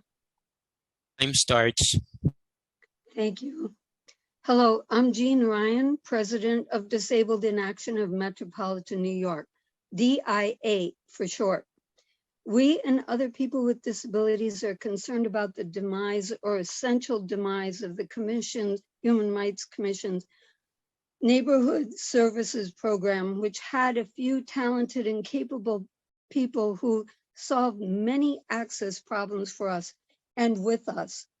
This program allowed people with disabilities to get access to so many places and services without going through a long process with attorneys, making appointments, and so forth.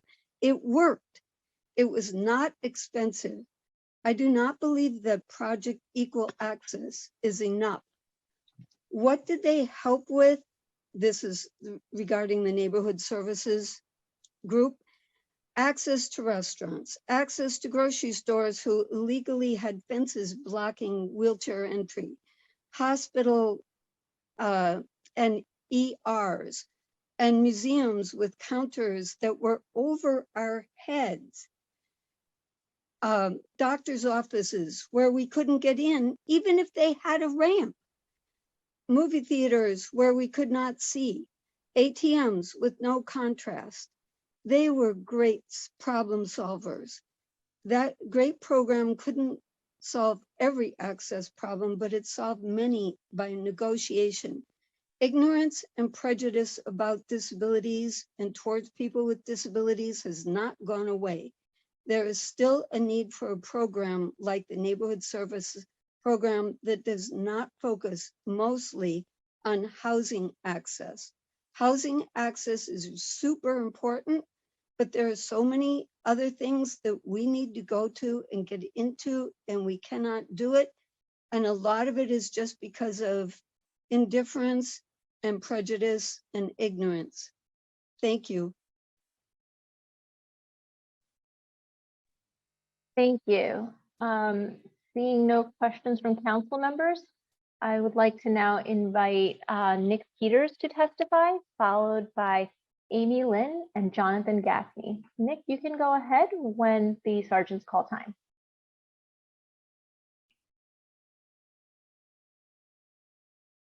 Time starts. Good afternoon, everyone. I would like to thank the committee for letting me provide this testimony today. My name is Nick Peters, and I'm the Policy Associate for Housing Rights Initiative. Our organization was founded in 2016 with the goal of taking a proactive and systematic approach to targeting, investigating, and fighting fraudulent real estate practices, promoting fair housing, and connecting tenants to legal support. Over a year ago, HRI began diverting a portion of its resources to combating source of income discrimination. In March of last year, we filed a lawsuit against 88 real estate companies that were discriminating against Section 8 voucher holders. Our organization recently completed its second investigation into voucher discrimination, and we will be making a major announcement on it soon. This investigation will go down as one of the largest fair housing investigations in the history of fair housing enforcement. Our upcoming announcement will expose the disastrous results of New York City's failure to properly fund its fair housing enforcement agencies.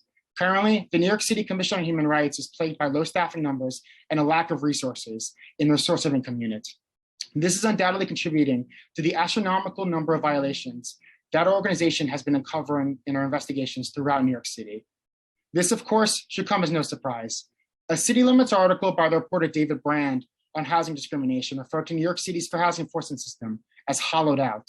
Additionally, unlike NYC, Neighbors Together, the Anti-Eviction Mapping Project, and the Housing Data Coalition put out a joint report called An Illusion of Choice: How Source of Income Discrimination and Voucher Policies Perpetuate Housing Inequality, and highlighted enforcement as underfunded and inaccessible. One of the recommendations made in that report was for a minimum of $1 million in funding for the CCHR source of income units. We unequivocally support this recommendation. Aside from being a moral issue, a failure to properly fund our fair housing enforcement agencies is a fiscal issue. When families are unable to use their housing vouchers due to unlawful discrimination, the cost of homeless shelters goes up, the cost of healthcare goes up, the cost of law enforcement goes up, the cost of everything goes up. Fair housing enforcement is not just an expenditure, it is an investment. I thank the committee for their time today. I have a question for Nick. I know you were on and you heard the commission's testimony, and they seem to believe that their current enforcement unit can sort of absorb the source of income units deficiencies in staffing. From an outsider's perspective, do you think that this is accurate, or are you seeing a gap in their ability to really enforce this issue? I'm actually would not be at liberty to answer that question right now. But if you want, we could set up a meeting between our staff and your staff and talking about it further. Okay, that's fine. Thank you. No problem. Thank you. Seeing no other questions, I would now welcome Amy Lynn to testify, followed by Jonathan Gaffney and Cassandra Warney. Amy Lynn, you can go ahead when the sergeants call time. Time starts. Good afternoon. My name is Amy Lynn, and I am the Health Policy Fellow at CACF, the Coalition for Asian American Children and Families. Thank you very much to Chair Williams for holding this hearing and providing the opportunity to testify. Founded in 1986, CACF is the nation's only Pan-Asian children and families advocacy organization and leads the fight for improved and equitable policies, systems, funding, and services to support those in need. Nearly 19 million people reside in the New York City metropolitan area, and over 800 different languages are spoken. Because of New York's linguistic diversity, it is incredibly important to ensure language access in all settings. Language barriers are a huge obstacle faced by many folks in immigrant communities, and especially in the AAPI community. In New York City, AAPIs have the highest rate of linguistic isolation of any group, as 46% have limited English proficiency, or LEP, meaning that they speak English less than very well. Moreover, more than 2 in 3 Asian seniors in New York City are LEP, and approximately 49% of all immigrants are LEP. In the summer of 2021, we conducted a rapid needs assessment in collaboration with the NYU Center for the Study of Asian American Health and the Chinese American Planning Council. We surveyed over 1,000 adults of Asian, Hispanic, Latinx, or Arab descent living in the metropolitan New York area to assess the current and ongoing needs of the community during the COVID-19 pandemic. This study highlights the disproportionate impact that the COVID-19 pandemic has had on New York Asian American community and demonstrates the importance of language access. Specifically, this study found that 1 in 3 Asian American adults reported language barriers being a challenge during the pandemic. Furthermore, 27% of AAPI respondents indicated that they felt like they did not have regular access to timely, accurate information during the COVID-19 pandemic in their language. Being unable to access vital COVID-19 information or health services can be a threat to one's livelihood, so ensuring language access for all New Yorkers must be prioritized. Language access is also paramount for our LEP families with children attending New York City public schools. During the pandemic, the Department of Education struggled to communicate with LEP families, often deprioritizing translation of key policy announcements such as obtaining devices and Wi-Fi. Policies were announced in English first and translations were published later on, rather than concurrently, meaning that LEP families had less time to understand and adapt to changes. Ultimately, these issues served to further alienate LEP families from city schools and exacerbated many challenges. Because the Committee on Civil and Human Rights oversees the New York City Commission on Human Rights, which is responsible for the city's language access plan, our major recommendations for the Asian American community are as follows: expanding language access and services for COVID-19 efforts and social services via additional funding, enforcing language access plans across the city, including the timely publication of materials in the top 10 non-English languages, and ensuring accountability for language access complaints. Overall, we see a need for more intentional collaboration between the city and community-based organizations to better identify language access gaps in our communities and to find solutions that will have a direct impact on our communities. Thank you very much for your time. Amy, if you could send us like which languages, because I know you didn't go through like which languages you're referencing that you feel there's a gap, that would be helpful.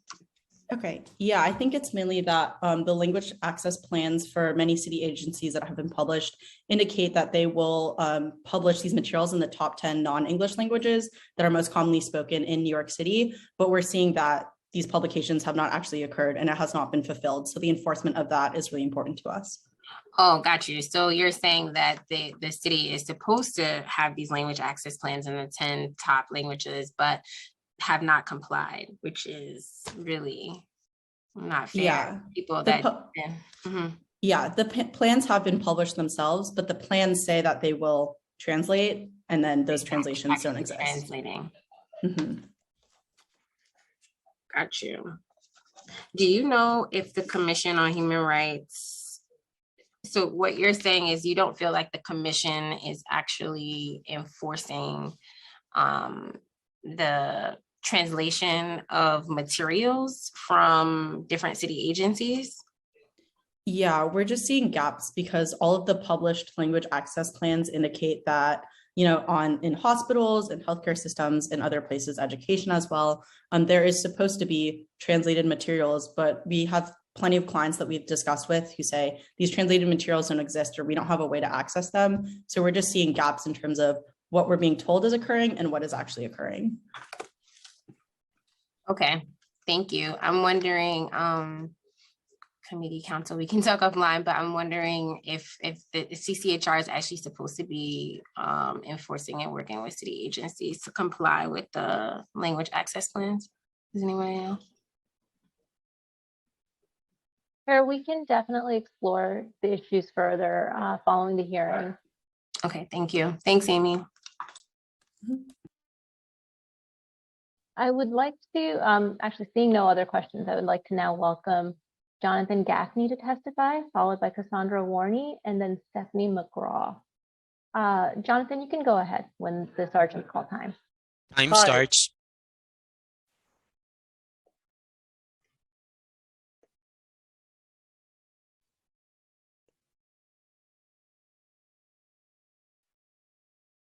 Sergeant, can you call time again? Time starts.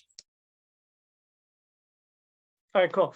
Hi, my name is Jonathan Gaffney. I'm the Housing Campaign Manager with Neighbors Together. Thank you so much for the time to testify. In order for rental assistance vouchers to be an effective tool that helps New Yorkers out of homelessness, the city must invest in a more robust enforcement against source of income discrimination. The source of income unit at the City Commission on Human Rights, CCHR, is the only city agency tasked with enforcing the source of income law for individual voucher holders, yet their work is undermined by a critical lack of resources. Currently, due to attrition, hiring freezes, and pegs, the unit is currently staffed by one attorney. However, robust staffing for this unit is more critical than ever. The broadening of the New York State human rights law in 2019 increased the number of inquiries that CCHR can receive. And in 2021, both city FEPs and state FEPs payment standards were increased to fair market rent, increasing the amount of voucher holders able to search for housing. Additionally, New York City received an influx of 8,000 emergency housing vouchers from the federal government. Every year since the source of income unit was opened, the number of SOI cases, excluding the years affected by COVID, has increased, and a larger unit will increase oversight in the housing market, give people the ability to use their voucher for housing instead of languishing in shelters during a deadly pandemic. And for fiscal year 2023, CCHR should be funded at a baseline of $1 million to meet this critical need. Thank you so much for your time, and thank you for allowing me to speak. Thanks, Jonathan. Similar to the question that I had asked Nick, do you have any thoughts on or reflections from the testimony earlier from the commission? They seem to sort of note that they are addressing the staffing issue by absorbing the source of income complaints through their current law enforcement unit. Are you seeing something different on the grounds and any gaps? I mean, I can't really speak to, whether or not CCHR is, the city unit of CCHR is using lawyers from other departments to sort of plug the gap. What I can say is that, on behalf of our members, there are so many members that I talk to that have languished in shelters for years and not been able to use their voucher adequately. And so, do you remember when she stated that they were using additional lawyers from different departments when they started doing that? Is that something that they've recently done, or? That I don't know. I don't know if Jack caught what she said. I don't remember if that's something that it's probably something that they are always doing, because it appears that when the source of income unit was given to CCHR, they never really had adequate staffing. So I think it's something that as an agency, one would assume they've had to reshape. Yeah, I mean,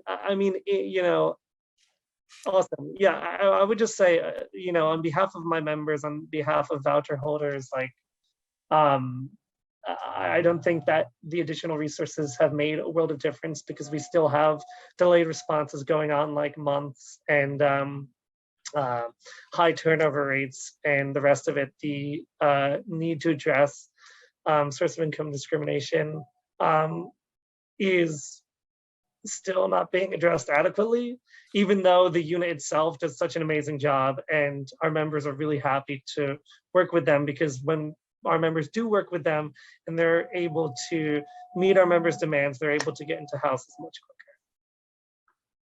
Thank you. No problem. Thank you, Chair. Thank you, Jonathan. Seeing no other questions at this time, I would like to invite Cassandra Warney to testify. Cassandra, you can go ahead when the sergeant's call time.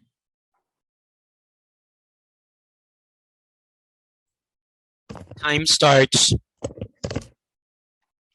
Thank you, Chair Williams and other members of the committee. My name is Cassandra Warney. I'm a senior program manager with the Corporation for Supportive Housing, CSH. Our mission is to advance solutions that use housing as a platform to deliver services and improve the lives of the most vulnerable. We have a plan on how to expand supportive housing for all people who need it on Rikers Island. This is about reducing homelessness and helping people with behavioral health needs, all part of a larger plan to de-incarcerate Rikers, recognizing human rights conditions of Rikers and the need for community supports to support people once they leave is the reason why I'm speaking to your committee. Our analysis shows several thousand people on Rikers Island in a given year, approximately 2,500, are experiencing homelessness and struggle with ongoing behavioral health needs. When released, these members struggle to find adequate support. They cycle through systems, crisis systems, whether that be shelter, jail, emergency rooms. And this group of about 2,500 people costs the city $1.4 billion in incarceration costs each year. And this group of people need an intervention of supportive housing, which is a combination of affordable housing with voluntary individualized services. Study after study shows it works as an intervention for this group of people, and it would take $108 million annually to be able to provide ongoing housing and services. So $1.4 billion versus $108 million. There's more information in the report that I submitted in my written testimony that you can access, but I just wanted to elevate two really important budgetary elements that need to be changed this year. The first is to expand justice-involved supportive housing, JISH, and increase the annual commitment to supportive housing. For JISH, overseen by DOHMH, it's the only dedicated supportive housing for people leaving Rikers. There's only 120 apartments across the entire city. The city has been trying to expand that by 380 since 2019, but the rates are so low, there have not been any bids by providers to that RFP. So we worked closely with JISH providers and other providers who might be interested. And based on the recommendations we have in our report, if adopted, those providers will be interested in applying. And then the second is we're asking the city to double its commitment to supportive housing by 1,000 units and to dedicate 500 of the new units to individuals who do not meet the homeless chronicity requirement due to their incarceration history. Most people who need supportive housing held at Rikers Island are not eligible for the main source of supportive housing in the city because of the homeless chronicity definition, and our recommendation solves this. So thank you so much for your time, and I hope to work with you on this. I have a question, and I'm never afraid to say that I don't understand something. So in reference to the city's Title VIII law, like are you saying that there's some type of discriminatory practice happening within the housing market because there is a lack of justice involved housing? I'm trying to figure out, like, for the purposes of the Civil and Human Rights Committee, like, how can we support this? I myself, and I know the committee staff is probably sick of me saying this already, like, I think we should look at every single thing that's happening in our city from an equity lens, from a human rights lens. So I can see a lane for that, but just wondering if you yourself specifically had any suggestions or thoughts on that. I'll say that from a discrimination standpoint, the answer is no. My main reason of bringing this to your committee's attention is just recognizing the conditions at Rikers and wanting to put the report on your radar. When it comes to New York City 1515, and the reason why most folks aren't eligible, they're actually adopting a HUD rule, which is really frustrating, which they don't have to. So main reason is just to put this report and recommendations on your radar. I appreciate that. Thank you. Seeing no other questions, I believe we can move on. If we have inadvertently missed anyone who is registered to testify today and has yet to be called, please use the Zoom raise hand function and you will be called in the order that your hand has been raised. Seeing no hands raised, I will now turn it over to Chair Williams to offer any closing remarks. Well, I want to thank the administration and all of the folks who testified today from my very first hearing. I'm really excited to continue to do this work, to, again, stretch the limitations of the committee and work with partners like the folks who have testified today and the administration to make sure that we really are not only having the necessary laws on the books, which we have very expansive human rights laws in New York City, but that we have the tools to actually enforce what we do have on our books. So I appreciate everyone that has come before the committee today and my colleagues for joining, and I hope everyone has a great day. Chair, if you could just gavel out the hearing. That I will get it together for my next hearing.